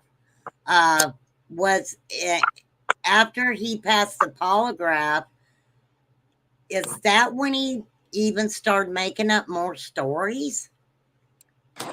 Because that doesn't make any sense, right? I will say this. When I was in law enforcement way back in the day, I was in the bad touch unit for SOs. Right. It's hard to pass a polygraph unless you don't think you did anything wrong and then you don't have any signs of guilt. And I had Exactly. RSOs and they passed polygraphs because they didn't think they did anything wrong. And back then, I don't know when he took the polygraph, but now they're a lot more sensitive. They're 5 senses instead of a voice analysis or anything like that. So it's a little bit harder to Yes. pass. I think we So, need to remind everybody that this was 20 years ago. right. So I'm sure polygraphs weren't like they are today. And this family's been waiting for justice for 20 years. This is bull hockey. It I'm is. just saying. I agree. I totally agree. Law enforcement told me directly that the questions asked in the poly were very basic and not the right kind of questions to ask. Wow. Of course. So they told you that? There's no What? surprise. I Hey, mean, that's just terrible. was his welcome, you guys. Also, drugs involved could. Yes, absolutely, Casey. You're right. You're right. Yeah. Okay, here we go. She's like, something's wrong. I called the police and reported her missing. All of Jennifer and Adriana's belongings were left behind at the Benton home, except for a few things. Adriana's car seat and her diaper bag were both missing, along with Jennifer's wallet and her eyeglasses. I tried to get in touch with... Now, wait. So, Rebecca had mentioned that she didn't have the car seat. Right. Was the car seat in whatever vehicle that Joey drove them in? I don't know. I mean, if he didn't, if the car seat, if she didn't have the car seat, where was the car seat? Nope. I mean, that's another good question. I don't know. I think I read that somewhere on some online forum, heck, it could have even been Reddit, that Cindy had a car seat. I don't know if that's true or not. Oh, Cindy had an extra car seat. Okay. I totally get it. Wow. Okay. Yeah, I've got so many questions. Okay, here we go. Here's Kathy, Jennifer's mom. Law enforcement to ask them some questions about Jennifer and Adriana's case. I asked if someone would be willing to speak with me, and this is the response that I got.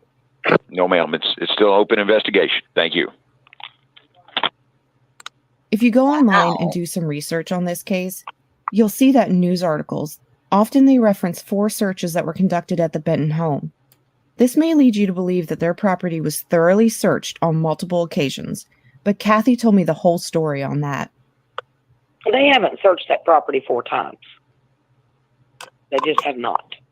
That's what, and if you'd gotten a statement from them and you had asked them about that, they would have been sure to tell you how thoroughly that they have searched that property.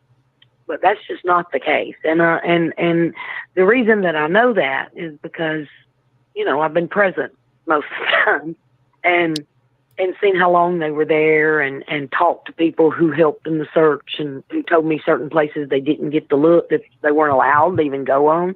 See, they've never done it with a warrant. This means that they have only been able to search the property with permission. And with permission, that doesn't mean that you could just look anywhere. They were only allowed to search in specific areas that the family approved.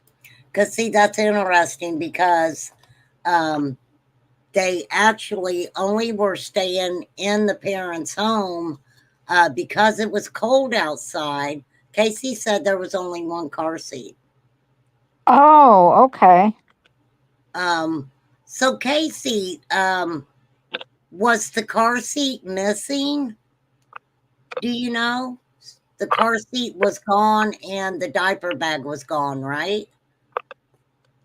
And I'm assuming that that didn't pop up anywhere after Jennifer and Adriana went missing.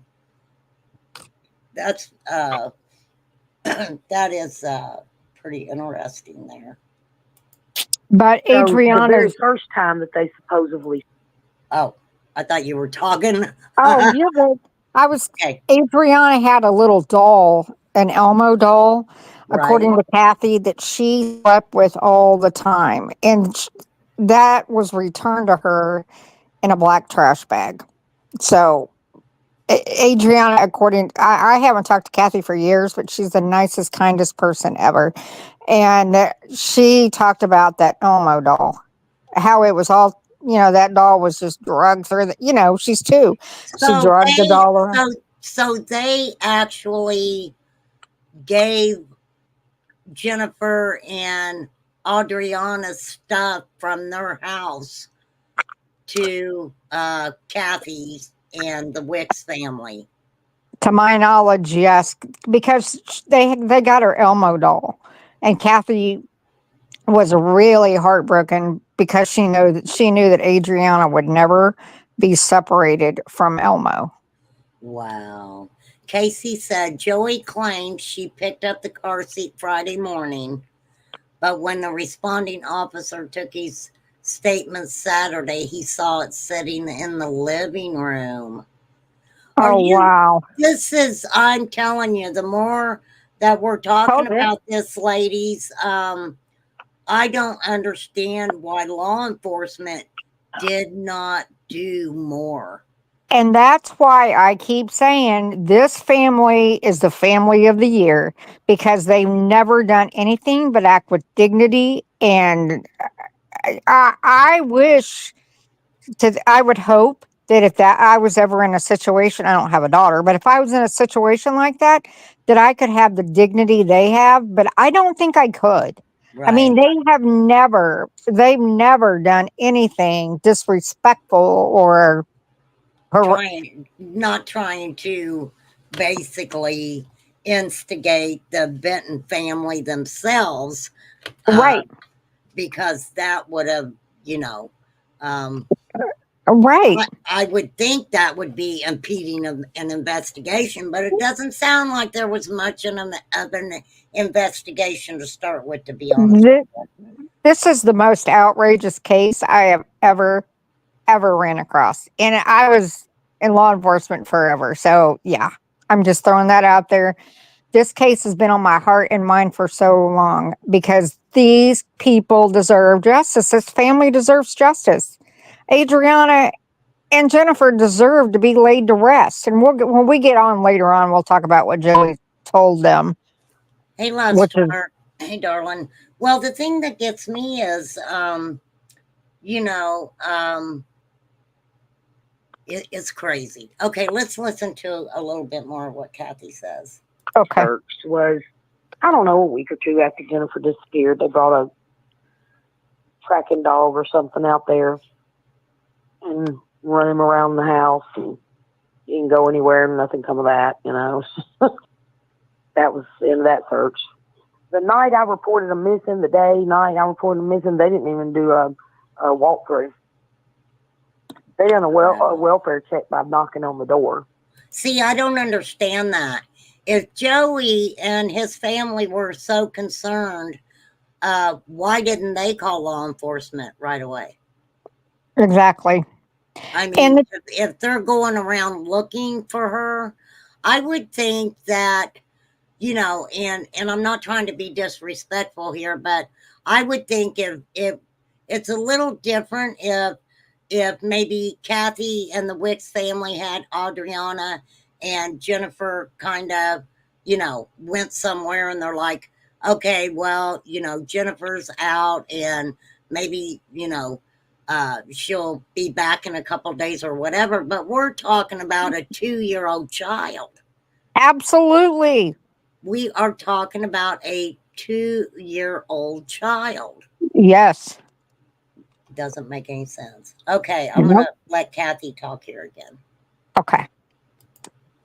Joey just told him, you know, she won't be back here. He was actually on the local news saying that at the door. And that was what he said to the news, is she won't be back here. So anyways, then that was one search, if you can call it that. The next search was one that they were going to do, and they searched about, now these people have access to hundreds of acres, okay? But their land is an acre. Okay, but right here's Uncle Rick and Aunt Carol, and over there's my cousin Jackie, and over there's Uncle John and Aunt Betty, and down there's their grandparents, and they got woods, trails through the woods. Just look up the different, you know, the different houses and stuff. So, yeah, so we're talking about a lot of property. Wow. So then the second one, they brought dogs again, and they allowed these people to stand over and play with these cadaver dogs, supposedly search cadaver dogs. Joey's family stood over there and played fetch with them for a little while. I was across the street watching them. They played fetch with the search dogs. Yes, ma'am. I told you it's going to be an outrage. That is craziness. Uh-huh. Yeah, that's craziness. Yep. Let me start this again. I'm thinking that's just not the way this is done, you know. Yeah, you know, believe me, I said something about that too. But anyways, one of the local news stations showed up. Somebody in the community must have called them, and they showed up. And they went to his door, asked his daddy, you know, what's going on, blah, blah, blah, you know, asked him to make a statement to him. And it made him so mad that he stopped the search. Get off my property, all of you, get off. No way. That was search. So Joey's dad was telling the searchers to get off of his property. And they had to leave because they didn't apply for a warrant.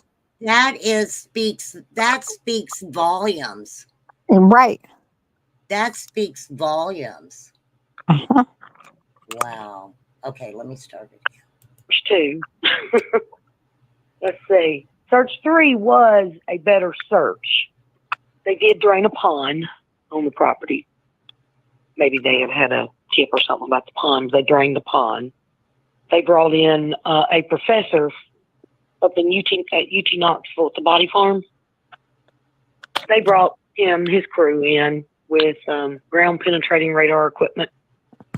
But I have a letter from that department at UT that says it was a total waste of time because there was too much property that they weren't allowed to search. Wow. So that's search number 3. Search number 4, they did not participate in. I put it together with the Cloth Kids Foundation and the Laura Recovery Center.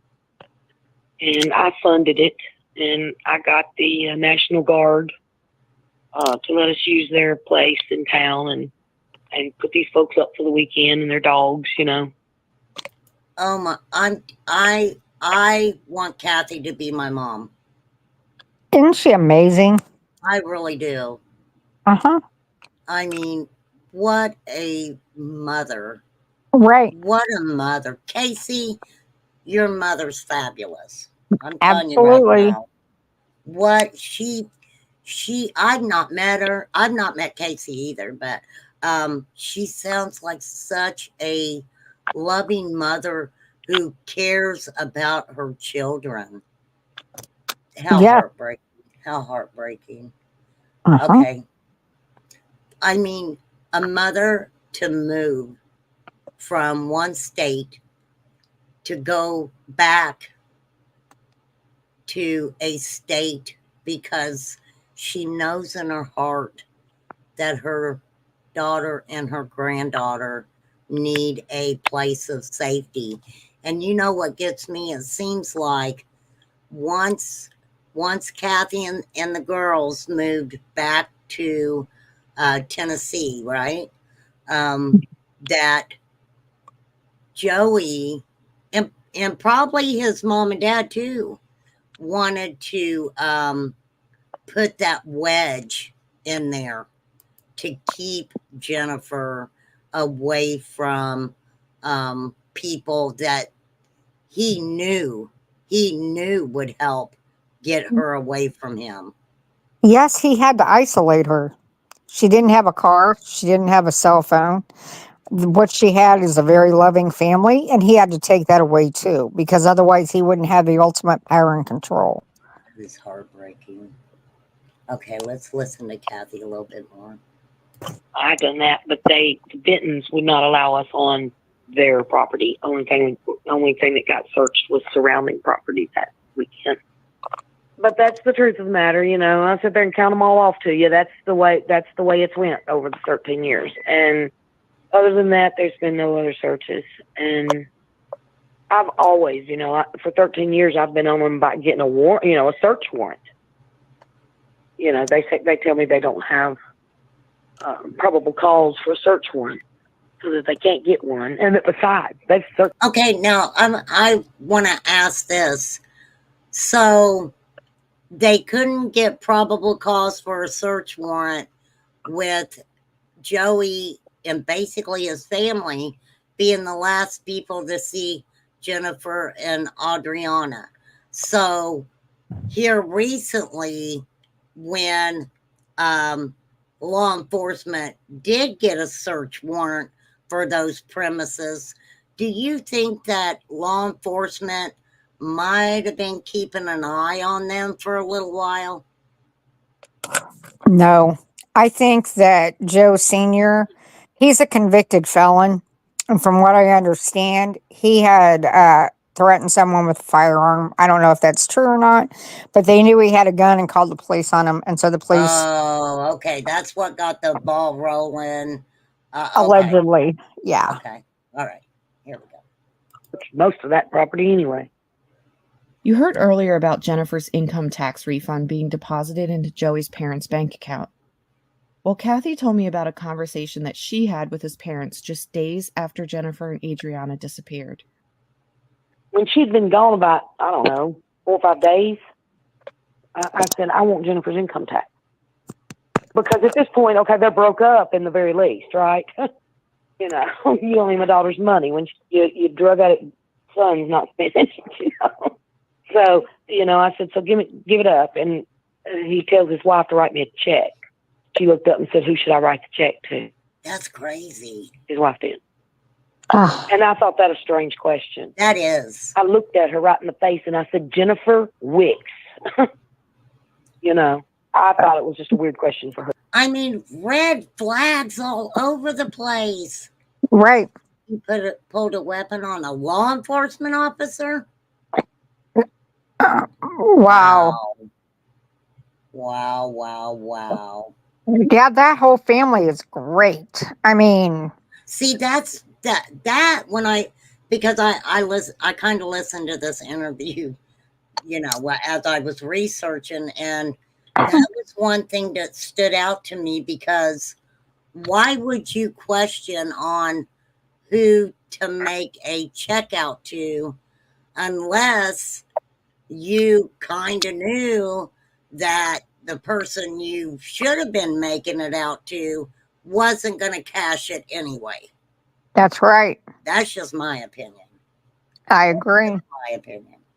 Okay, let's get Kathy going again here. For to ask. I've just put that check in my wallet. Thinking my girl gonna be back. Even though she ain't never done nothing like this before, gotta hope she's gonna be back. Everything gonna be okay. Bless her. I'm holding on to it. Well, one day I was in town in Springfield, and I went in the bank and decided that I would just deposit it in an account for her, a savings account. So I went in there to do that, and they told me that the check was canceled. All these years that Lola even kept her last $500. No way. They canceled the check? And they spent our money. How fast did they cancel the check? I wonder how fast it took them to cancel that check. I don't remember. That it was pretty quick. Wow. Okay, let me get it going again. Remember earlier, I mentioned that Joey had several stories about the car that Jennifer and Adriana supposedly got into at the gas station? He initially said that it was a 4-door Mustang, but no such car exists, and Joey happened to be a Mustang enthusiast who owned 2 himself. Oh, yeah. Kathy told me how this mistruth played out in a truly odd way. That's where I got he had Mustangs before. You're right. I didn't catch that. Yeah, 2 of them said their policy to do so. Debbie had a question, Casey. Did you guys have, or even do you now today have a strong connection with anybody in law enforcement, or are they just not telling you guys anything? Well, he told all these lies about what kind of car it was she got in. 4-door Mustang, 4-door Camaro, all this. And they had to call him on that. He'd done that on purpose, I found out. That was another one of their trickeries. I told you how tricky these people are and how slick and all the vicious stuff they done. They started right out that night doing it. I figured them out. He told that police officer that night, knowing that there was no such thing as a 4-door Mustang or a 4-door Camaro. Oh, I'm sorry, Debbie. I'm sorry. Did Joey's family have any type of connection with law enforcement? Debbie said she meant that question for Joey's family. They seem to have been getting away with a lot. Okay, here we go. He knew that he knew it, and he knew the cop knew that he knew it. But he said that then he and his father, that came out in the newspaper because it was in the police report. So that came out in the newspaper the following week. And he and his father went to the police station and raised mighty Cain and said that they were trying to entrap him and that they had proof of it in that police report, that his son never said a 4-door Mustang because he was a Mustang advocate and knew that there was no such thing, that he owned 2 Mustangs. Well, guess what? Guess what the sheriff done? Changed the report and fired the cop. Changed the report and fired the cop. I went to the cops post-hearing when they were trying to decommission him and testified against the sheriff and for the cop. I sure did. I mean, I asked the sheriff, I said, how could you do this to my kid's investigation, first off? I said, you just got him out of whatever. If you're going to say that what he says, that what your police officer wrote is false, and you're going to, you just screwed this whole thing up, How could you do that? I just couldn't believe it. I couldn't believe it. It blew my mind, Marissa. I said, why would you take his word over your police officer? What are you trying to do in my girl's case? And he said, that police officer with his lies would mess up this case. I thought that kind of behavior before they would even say my girl might be missing for almost 2 years. For 2 years, all they ever said was She's 21. She can be anywhere she wants to be. She'll be back. She's probably just mad. I heard a rumor she's running from you. That's the way they talk to me. And I'm like, if my daughter was going to run from me, and if me and her weren't on speaking terms, then why is it that I can hand you my phone bill right here, right now? Because it was a cell phone that I was talking on. She was talking on their landline. I said, how can I hand you my phone bill right now? And I had it in my hand. She called me and we talked for an hour the night before she disappeared. Now, if we weren't speaking and she didn't like me and she was running from me, why would she call me and talk to me for an hour? Why? I mean, it was just, they just didn't, I don't know, they pushed back so hard on me. It was unbelievable. So I would really like to see the law enforcement have to treat missing persons cases as a crime until they have proven otherwise. I thought this whole scenario was really bizarre. I'm not sure why they would side with a potential person of interest over their own officer in a case like this. I'm interested to hear what you guys think about it. I know a lot of listeners like to go research these cases after hearing the show.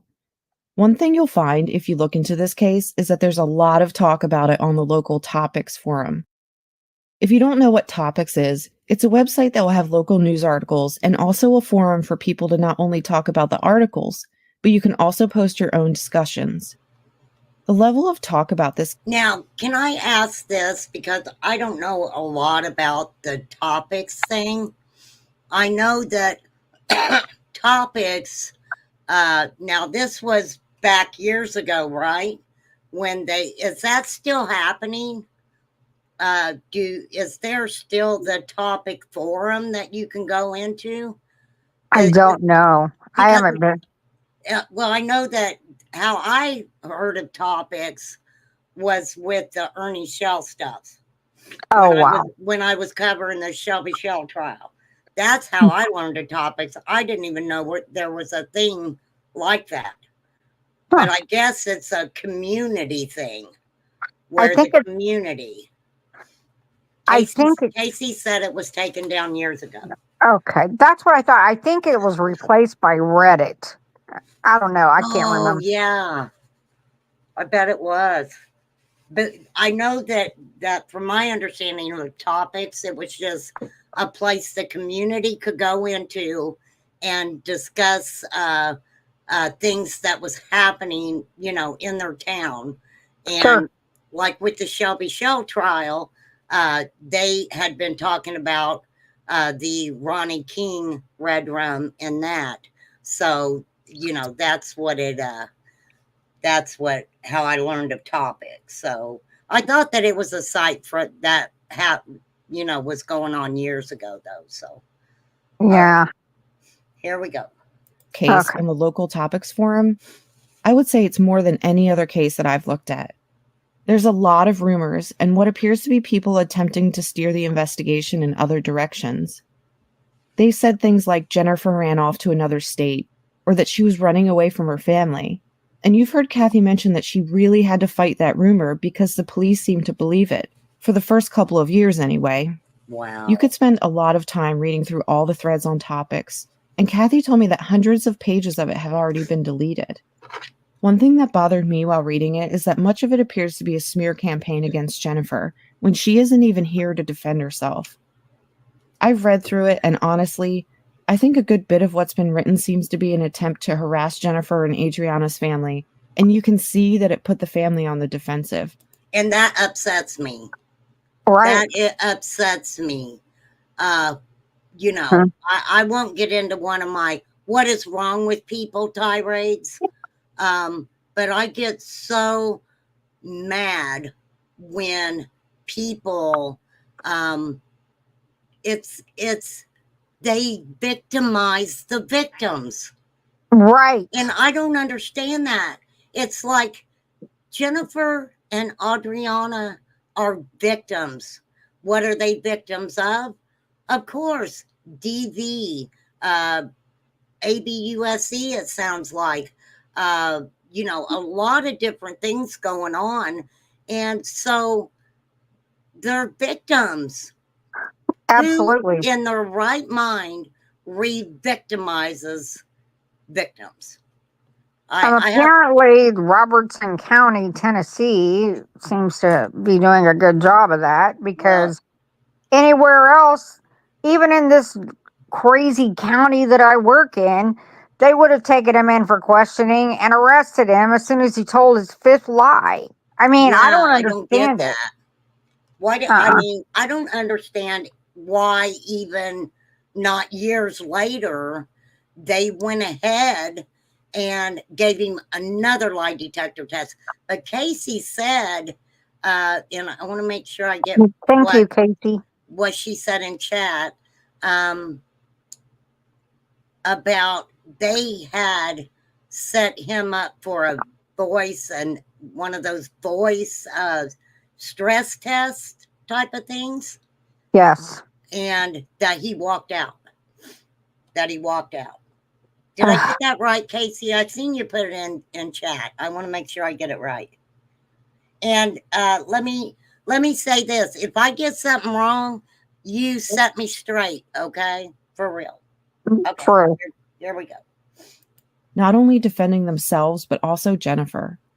I'll let you guys read it and make up your own minds about who you think would have a reason to spend so much time over all these years antagonizing a family who has lost not just one person, but two. This is Kathy's take on all the talk on topics. Those people can't sit there and tell me that they cared anything about Jennifer and Adriana and that they're not guilty of something, and then get on the computer and smear her to the world.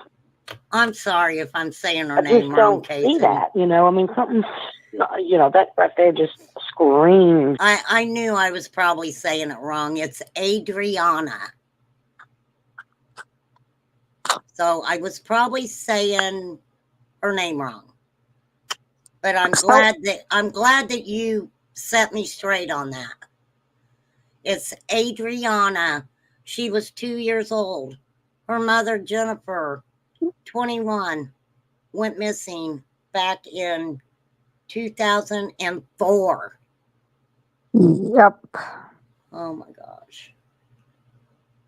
Yes, Casey, seriously, everybody knows me, and even in my chat, if somebody gets something wrong, please correct us, because that's the way we are over here.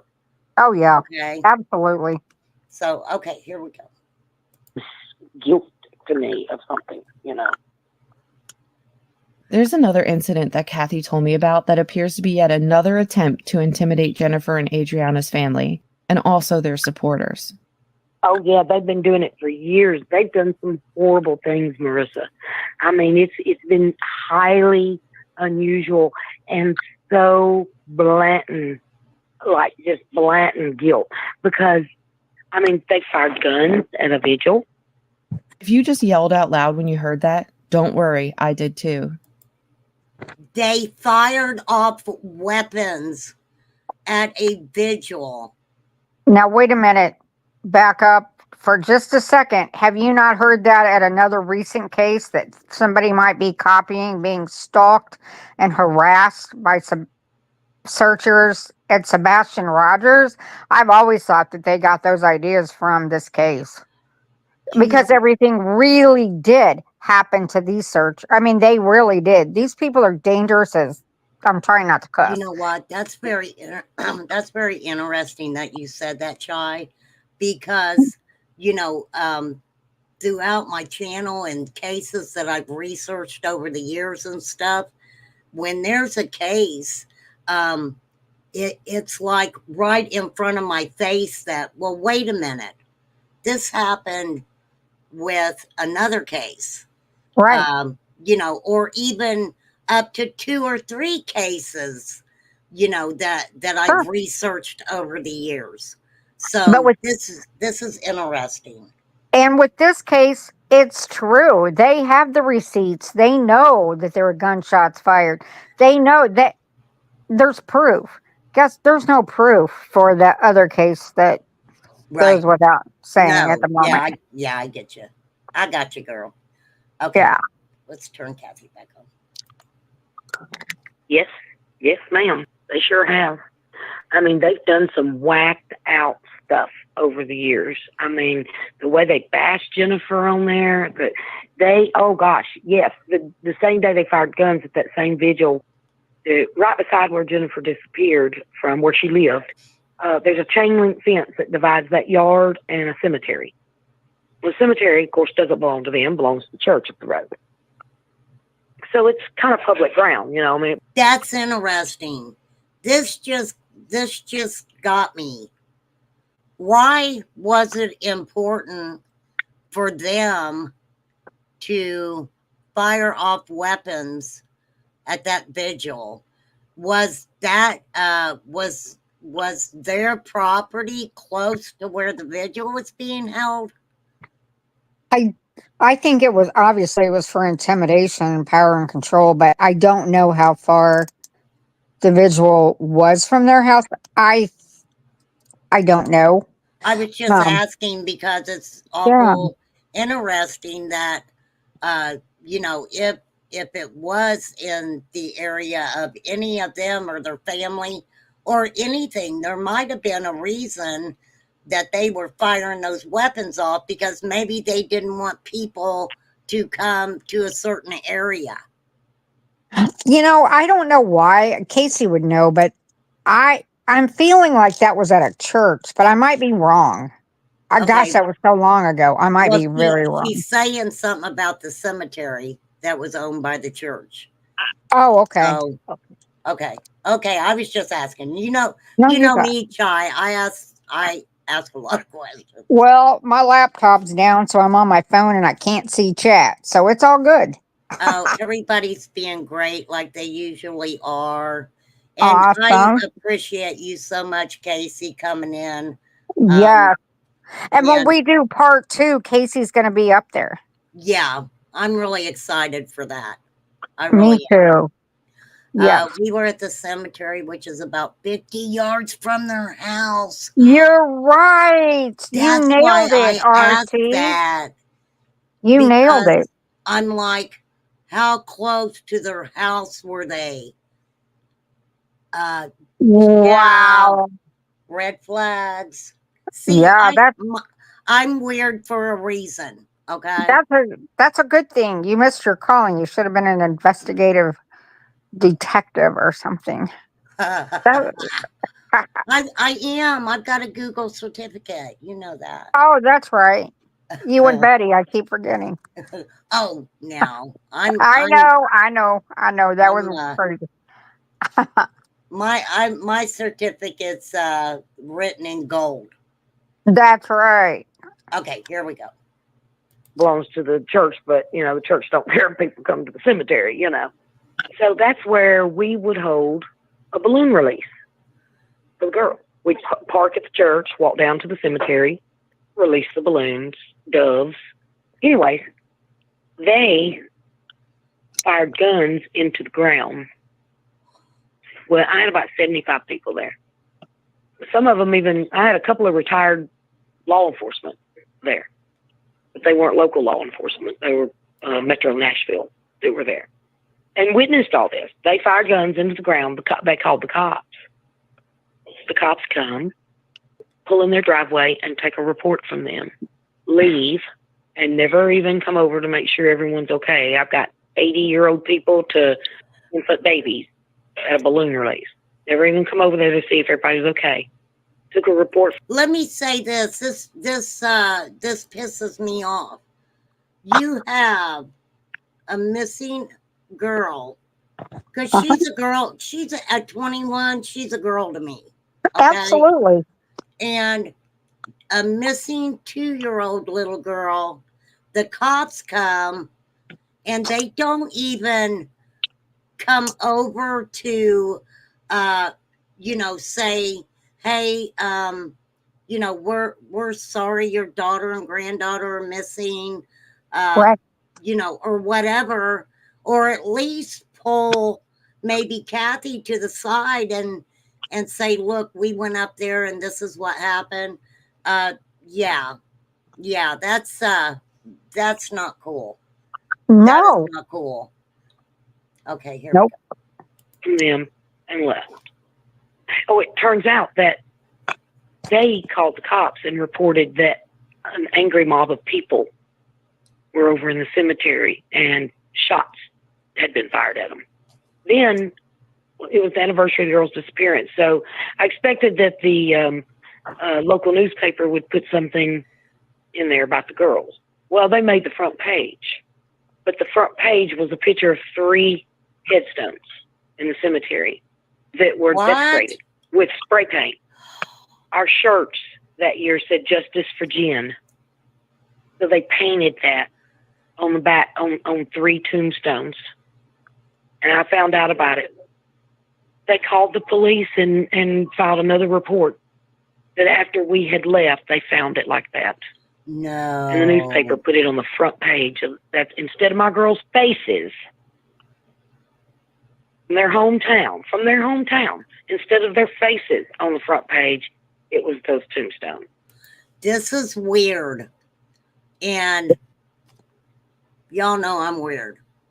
And my mind just went to, okay, was that Joey and do you guys think that was Joey and his family that desecrated those headstones? Absolutely, I do. Because writing or spray painting "Justice for Jennifer" on there, what kind of justice are they talking about?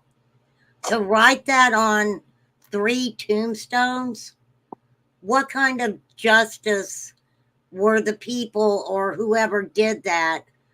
What kind of justice were they talking about? They're attention seeking.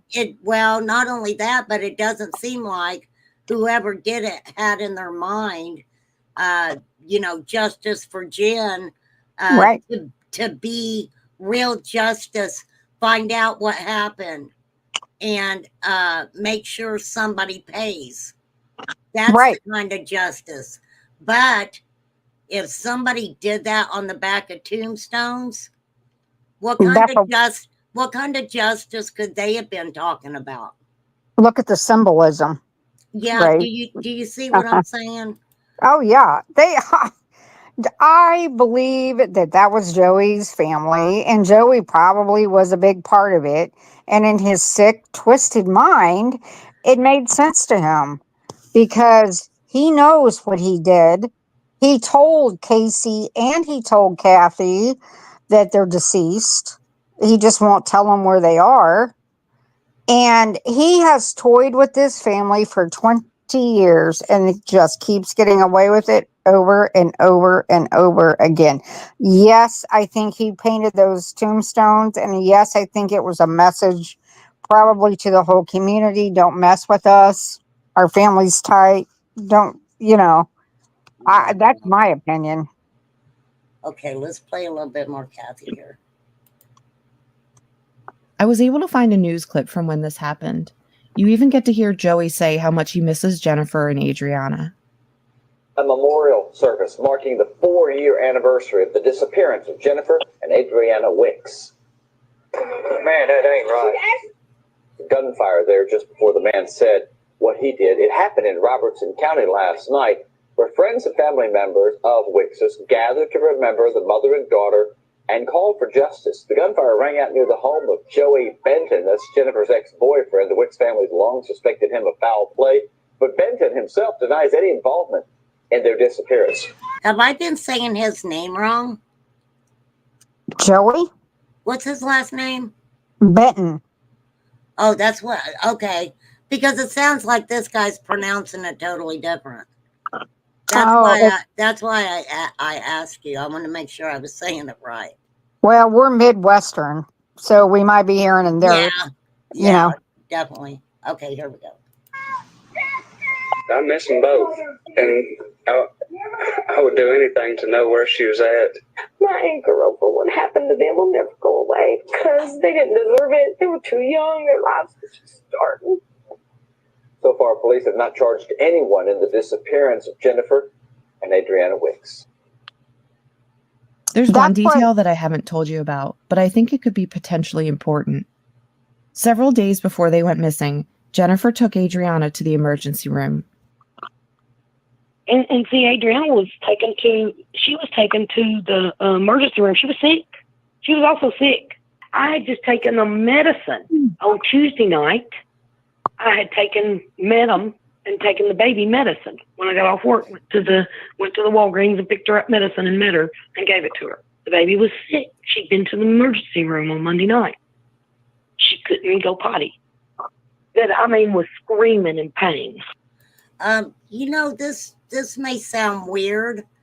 And I know that we talked about the vaginitis with the 2-year-old and that really being a adult woman thing. Right. But I also wonder if stress, her little body being so stressed out too, didn't help that situation either. I tend to think that the picture they found of the 20-year-old picture and the vaginitis, there's a correlation, and I don't want to go any further than that. But I think there's a whole lot of sickness going on there. Right. Absolutely. Let's see, we're at 2:16. I'm gonna stop this here. Okay. And what I'm gonna do is we're gonna do a part 2. Yeah. We'll do that. And it's up to Casey if she wants to come up or not. And I hope that I'm doing a good job, because I don't want to overthink in my head. I just want to make sure that I'm doing that. We're doing a good enough. I want to do them justice. Absolutely. So I want to make sure that we get this out and we get it out to the best of our ability. You know what I'm saying? So I just want to make sure that we've been on track with everything. And so what I want to do is I want to give people a chance to ask any questions about what we've talked about so far. And when we do the part 2, Casey can come up if she wants. I would love to have her up here. Yes. But yeah, my channel's kind of different, Casey. I'm kind of weird over here. I ask a lot of questions. So usually when I'm really trying to talk about a case like this, it does take me a little while to get through it, because I do have so many questions. So yeah. So any feedback on how part 1 has gone? I just think we need to remember that March 25th, 2004, that's the last time anybody saw them. She called Lisa, her aunt, said she would be going over there if Joey wouldn't let him leave. So she never showed up there. Nobody's seen her since. Joey lied. Left work early that day. I just feel like emergency. Right. I feel like a reasonable person should have written a probable cause statement on this and at least served a warrant. This is the most outrageous case I have ever seen. This is the thing. All of that searching with law enforcement and an investigation, after they failed to do their job after so many days, it's hard to get anything on it unless you get a break and somebody talks and says something. See, and they never asked for assistance from outside agencies. EquiSearch wasn't around then, I don't think. But they never asked for assistance from any other agencies to help them with the search. And Casey and her family have literally been out there with shovels looking for their loved Well, one not only themselves. that, but I want to talk about the fund. Okay. Yeah, go for it. Um, Yeah. yeah, I was trying to find the link to it. I had the link to it. So I want to let me find the link to it. And, this is what I wanted to talk about before we got off here. I knew what I don't want to do is drag it on too long because I want to keep people interested. Sure. Afraid to go too long because I don't want anybody to lose interest in what we're talking about because this is really important. Yeah. Important. So this is what I want to talk about is the wait a minute. Do I have the right one?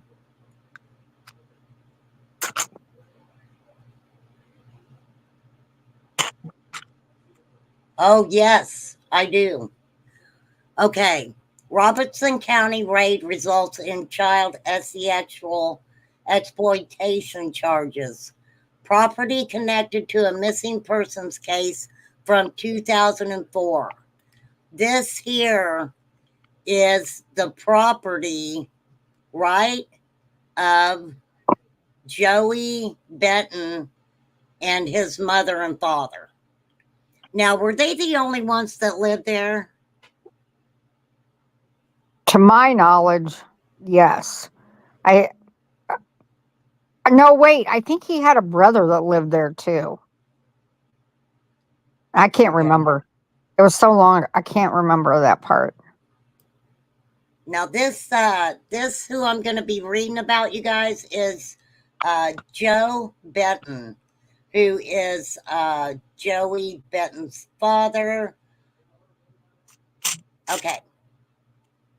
This week, a Robertson County man was also served with a warrant for sexual exploitation of a minor after his property was previously raided by law enforcement in rural Springfield. In addition, for the warrant of sexual exploitation of a minor, Joseph Frank Benton is now facing dozens of weapon charges in connection to violating probation. This comes after he was arrested for DV.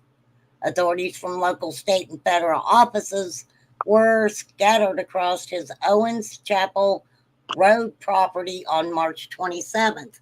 That is really weird. March 25th, and Right. these are served how many years later? Let's see, according to court documents, Benton possessed a 20-year-old photograph in an electronic form that shows a minor engaged in sexual activity. And I mean, I was the bad touch officer for Was so that long. all he found? I mean, was that the only That's the only, PORN that they found? well, that's the only thing that's been publicly released to my knowledge. And I don't know what hasn't been, but I can say that I believe there's a correlation. And I think that possibly has to do with why they're missing.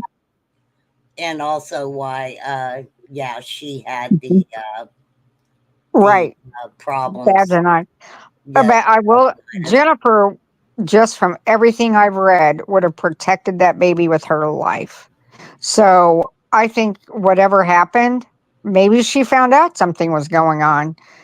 I mean, Good I don't know. possibility. Good possibility because, yeah, absolutely. I mean, I'm theorizing. This is it. Well, I get that. That's why we're here. But Right. one thing that gets me is that she was concerned enough when the baby couldn't urinate. And no one's going to tell me that she did not change her diaper because guess what? Mom wouldn't have known that the baby was having problems with it by not urinating. Absolutely. I mean, that's just my opinion on that. And when she was crying, when Joey was in there and they were doing the sleep stuff, it wouldn't have a mother who didn't care probably wouldn't have been concerned about her daughter crying because she didn't want to go to bed and she was in a room, Right. absolutely. I just, yeah, things like that are what kind of tell me that, she was trying to be a good parent. Oh, absolutely. No, I don't think I've She heard loved her baby. anywhere. Right. I've read all over the years on Reddit, on every forum I could think of. No one ever said Jennifer Wicks was not an excellent mother. So even Joey, somewhere along the way, said she was a good mom. So, Well, that upsets me because of his mother trying dogging her. to make Uh-huh. her feel like she wasn't a good mother. And she's so young and impressionable. My heart just breaks for her, for Jennifer. I mean, she was beat down by that woman. Yep. Absolutely. Absolutely. Absolutely. I wouldn't think anything else, to be honest with you, after I just what I've find researched. the coincidence of the 20-year-old photo being found in a different search and the child having vaginitis and going to the hospital a couple of days before. Jennifer was looking out. She's a good mom. She's on the alert. Boom. Something, it just seems Well, to see, me. and that's what would have got me too, because I would have, when taken her to the hospital, if that ER doctor said, well, maybe it's because she's set in a wet diaper or something, I would Yeah, have been like, excuse me, but how do you think that I knew my daughter was having trouble urinating? Probably right. because And her diaper had to have been dry. well, plus we all know, all of us, yeah, we all have kids. A vaginitis, a diaper rash is totally different than that. It's not Yeah, just, totally different. Totally different. a lot of times it's on your butt cheeks and, And well, yeah, and the problem is, not only that, but from the redness and stuff, uh-huh. bless her heart. Bless her heart. Poor I, baby. I just, I just want this family to have the justice they deserve. And for these two, the mom and the daughter, to be in a place of peace so they can be in their sunset together and They need to have them found, right. and they need to be with their family so the family can be close to them. Yes, I don't know, you know, I'm going to try and say, I don't know how to say this without coming off weird, but I don't know how, I don't know if they have a family graveyard. I don't know if they have somewhere, but I do know that Casey and Kathy both know that they're deceased. I mean, that's what Joey told them. I and Cassie can't talk about a lot of it because it's still ongoing, but I did read that.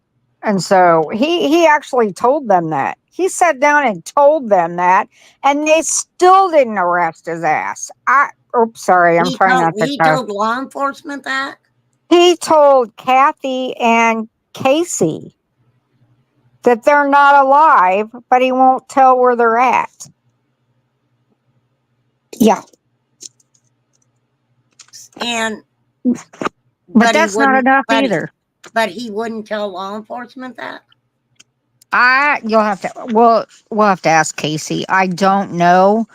I do know that I'm trying to see if I can find when that was. I know the new detective came on in 2023 and he's really been reviewing it. I'm hoping that he can get answers for this family. I do too. But I do know that Joey agreed to talk to them. And he flat told him a whole different story that he told the first 9 times and came up with all those lies. And he said that they were not alive. And I'm paraphrasing because I can't find the exact statement. I had it printed out and I can't find it. But he's not going to tell where they're at. Was he Why being would a wanker when he said it to him? No, Joey. Here's what it says. He wasn't mad or just saying stupid shit. Nope. In this article, he said he agreed to meet with Jennifer's mom and with Casey, and they were really startled. And he came forward and said, "I'm ready to tell y'all everything." He told a different story that he told the first time on that first phone call that was a lie, and Casey can't give any more details. So, I mean, for obvious reasons. You can't mess with it. A homicide investigation. And it is a homicide investigation, which only took them, 10 years to do that?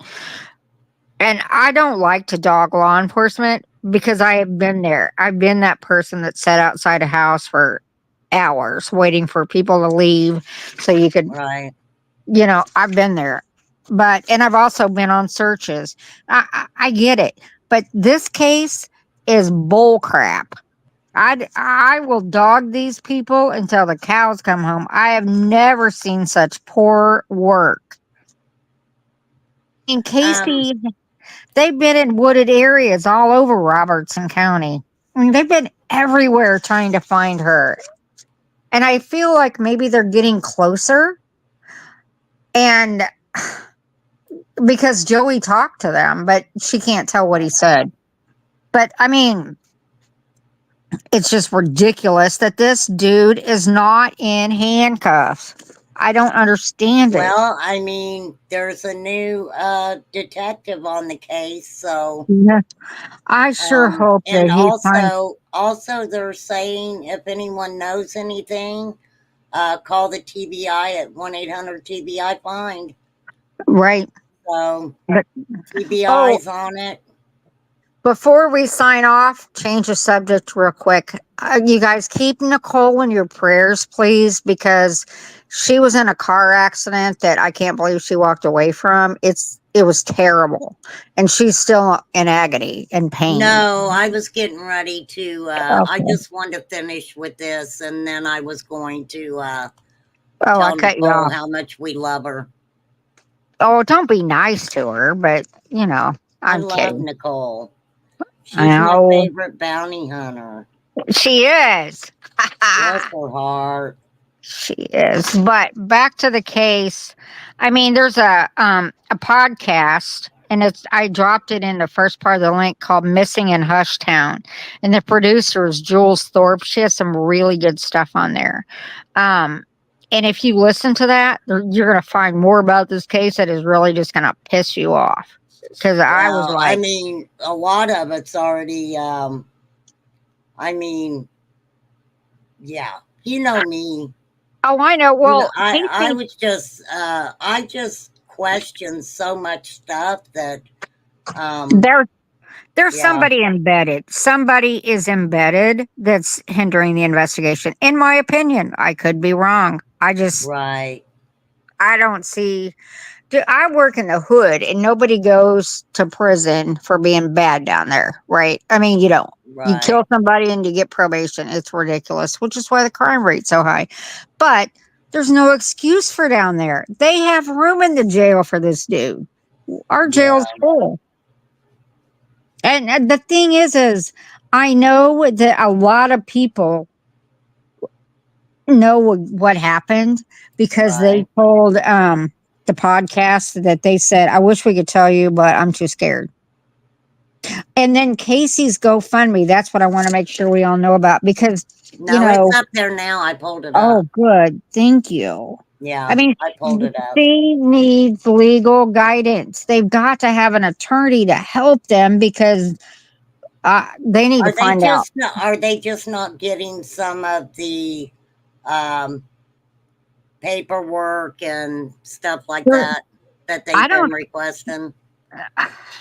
I feel like they're not getting the searches. They didn't do the warrants.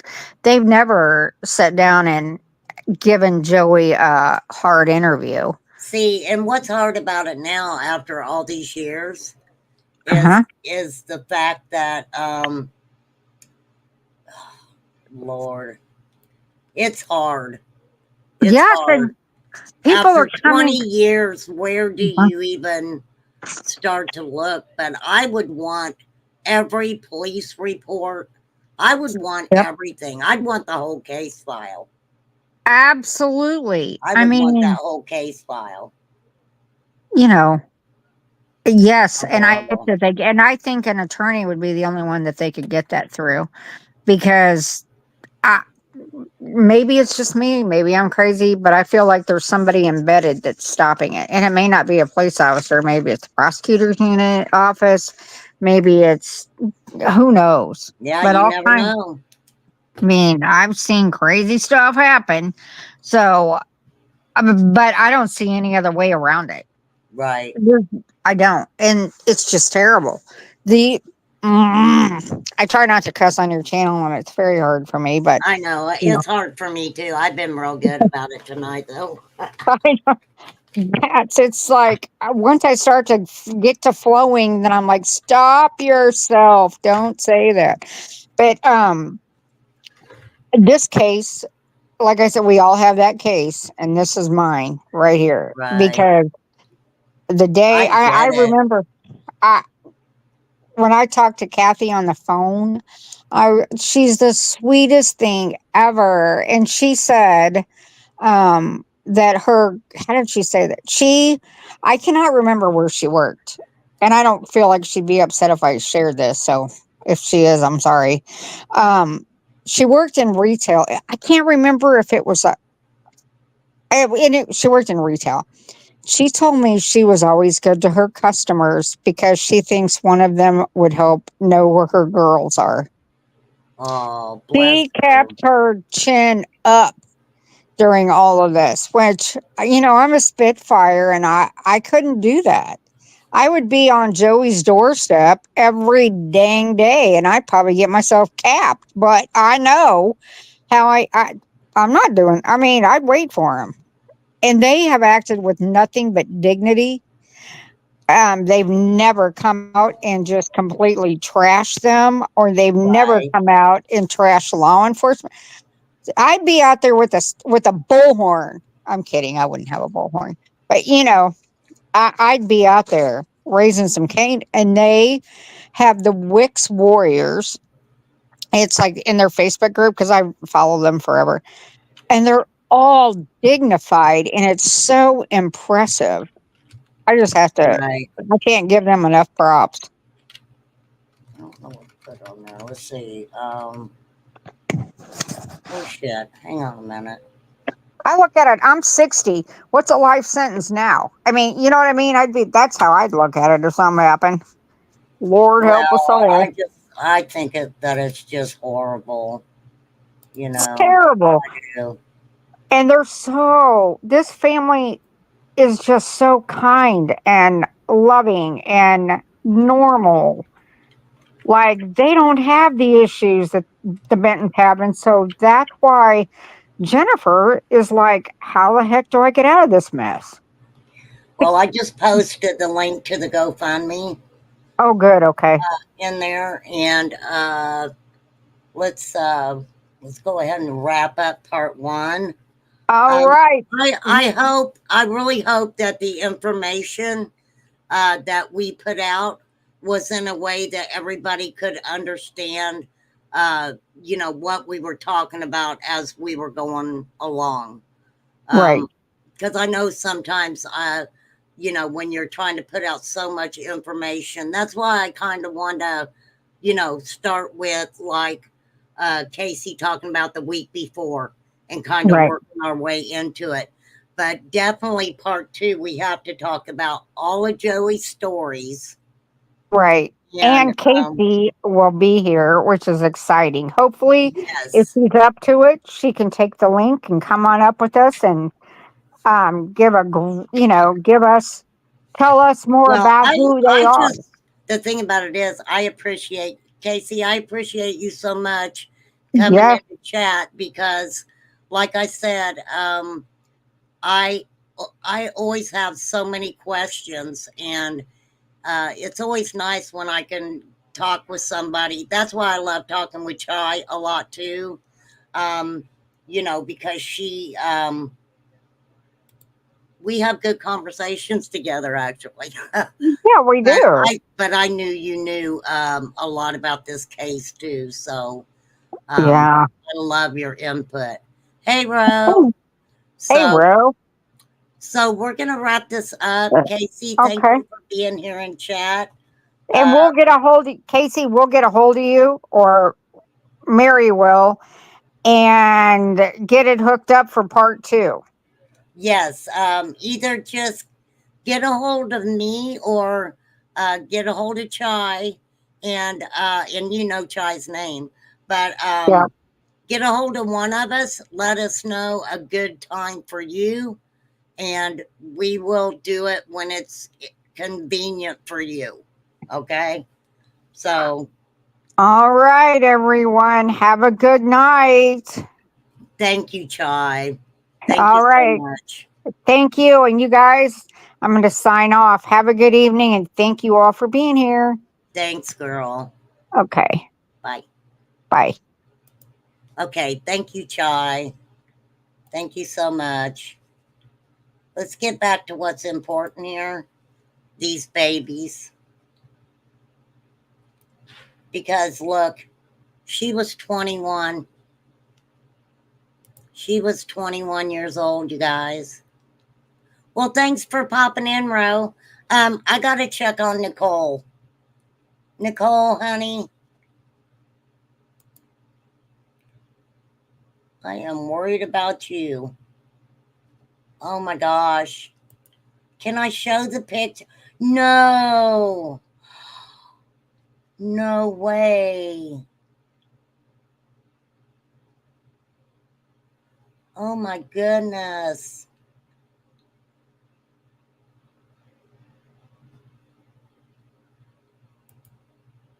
Girl, are you okay? I guess that's a dumb question. She, okay. I can show them. Okay. Trigger warning. Trigger warning. Our bounty hunter's hurt. I have to say trigger warning. My goodness. What the heck was that from?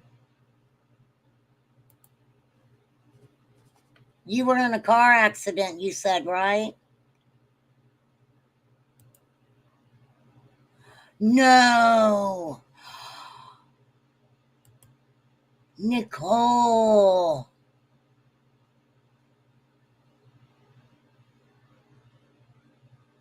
My goodness. Oh, Nicole.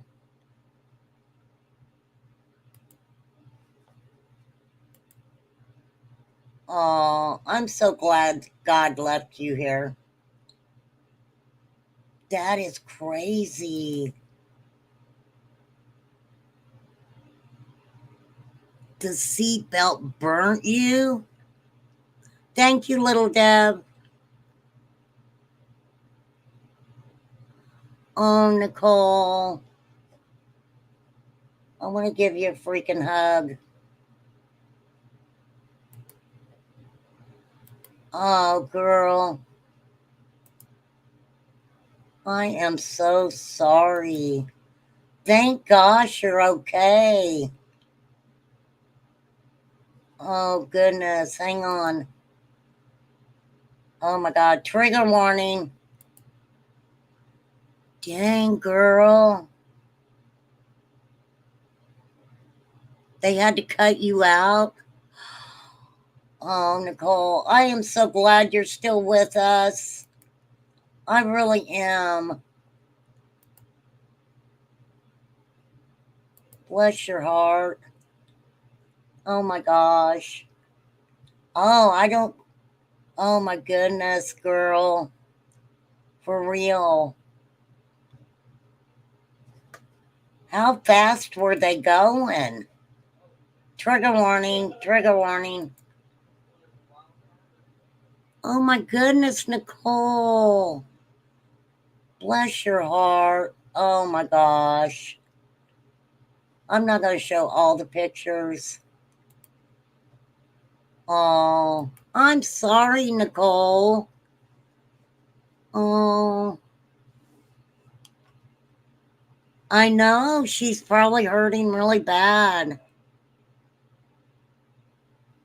Thanks for coming in, Nicole. That is so sweet that you came in and hung out and chat for a little bit, because I know you probably feel like crap. If Flies was here, she'd be saying, bless you, bless her. I catch myself saying that because Fly says that all the time. Bless her. Oh, bless her heart.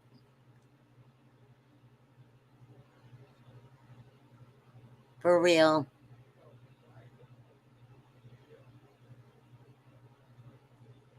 So I'll tell you what I'm going to do.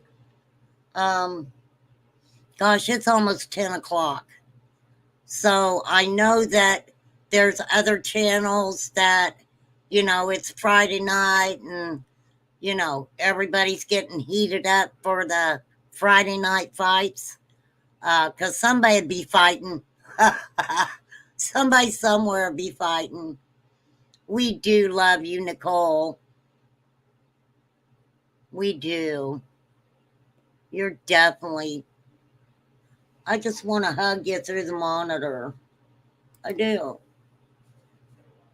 I love you, Nicole. I do. Love you bunches. We've just had some bad news here lately. Matthew Silly AF, he had a big loss in his life. And I felt so horrible for him. I really did. I think it was so hard because I had to see him grieving the way he was, knowing that not only I was grieving for Todd, but my son's grieving for his father. And, I just looked at Matthew and my heart just, it blessing, for real. For real. So I had to make sure to go over and give him a big hug. For real. For real. For real. So I was going to do a roast tonight, but I'm not going to let it happen because I got into, I just felt that, after researching it and being able, Casey was kind enough to come over, and Chai, she's very knowledgeable about the case. Loves Delurk knows that feeling because, she put a lot into Elijah View. And I believe Jesse Vang's getting ready to go to court for that. But we'll get part 2 here really soon. And I'm real excited to do that. Thank you, Chai, for bringing this case to my attention. I had heard of the case before. I just hadn't, done a lot of research into it like I have here lately on it. But I'm glad that what I did research, that I was pretty correct on. And, Chai was correct in what she was saying, but I thought it was interesting that we could point out different things that that we kind of saw with some of the situations going on. So we'll be all right. We'll be all right, y'all. We will. But we definitely are doing a members only roast tomorrow night. I got to show my love to y'all. I love you. Got to show y'all some love. So that's going to be a members only. And then we're going to have another roast just for, for everybody. That is my goal. And doing part 2 of the Jennifer and her 2-year-old daughter. We definitely got to you guys know how I am. I want to make sure that I do this case just a little bit of justice by bringing awareness to it, putting out, all the information that we can definitely put out about it.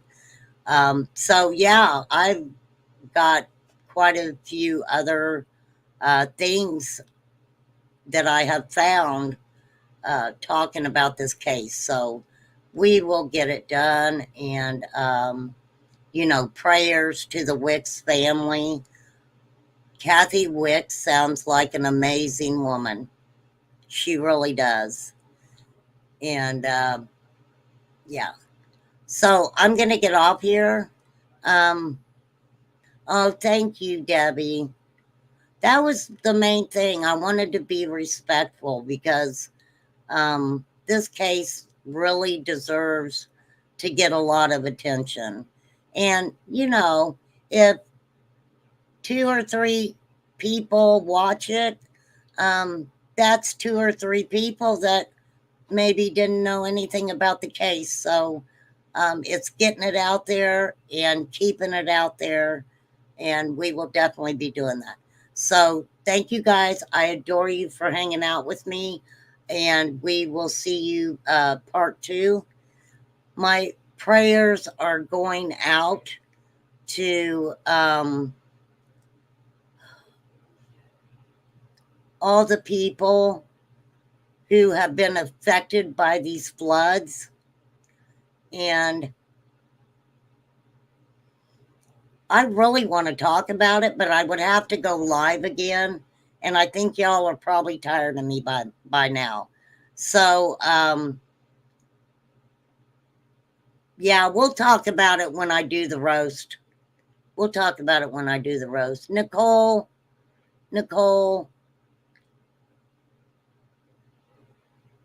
they better be taking good care of you. They better be taking good care of you, Nicole. For real. And Lord. So, H, you got to get up at 7:45. Well, you best get to bed, young man. For real.